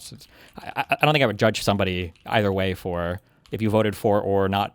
If you voted for El Sayed or you didn't vote for him, or if you voted for Hong or you didn't vote for her, like I don't think I would have strong criticism one way or another, I guess. Yeah, no, that answers my questions. So appreciate it. Thank you for your time, y'all. Oh man, I appreciate you. Okay, last thoughts from either of you, and then I'm going to kick you guys both out and talk to my audience for a moment, and then we're going to end the show. Just to let you guys know what's coming up tomorrow, we got a 2v2 between Tashika and Hunter Dunn, who's been on Jubilee a lot, okay, and Tashika's blowing up, versus Dr. Rippy and Streamrift on which party is better for minorities. It should be fun. And then on Thursday, we're going to be talking to Sid about the U-Mitch voter situation, and then Magdi Jacobs at 8 o'clock about the harassment that she has received from El Sayed supporters and Hassan Inc. So those two conversations should be fun. Tune in for those on Thursday. Okay, we're going to give the first word to Destiny and the last word to Jolah. Go ahead, Destiny. Last thoughts. I mean, I don't really know what to say. I feel like I got my points out pretty well. I still feel like there's an inability to push back against the far left. I feel like there's a lot of excuses made for why it's never the right time or the right way to do it. And I just wish that there was more energy for some of these more like overtly subversive elements in our political party. Then it seems like there's just no pushback against it. It bothers the fuck out of me. Fair enough. Jolah, final thoughts. The wave we're experiencing right now is inevitable. I'm doing my best to keep everybody on the same ship as we try to endure, and hopefully we can build back our country from the depth of Trump's asshole. But yeah, appreciate the conversation. Final DSA. This is the final conversation on it. I know Francesca is going to be our new dictator in Wisconsin, so we no longer need to talk about DSA debates. It's all general election from now on. Sure thing. Okay. I'll talk to you guys later. Thanks for coming. I'm going to see you out. Bye. Thanks a lot. Bye. Jesus.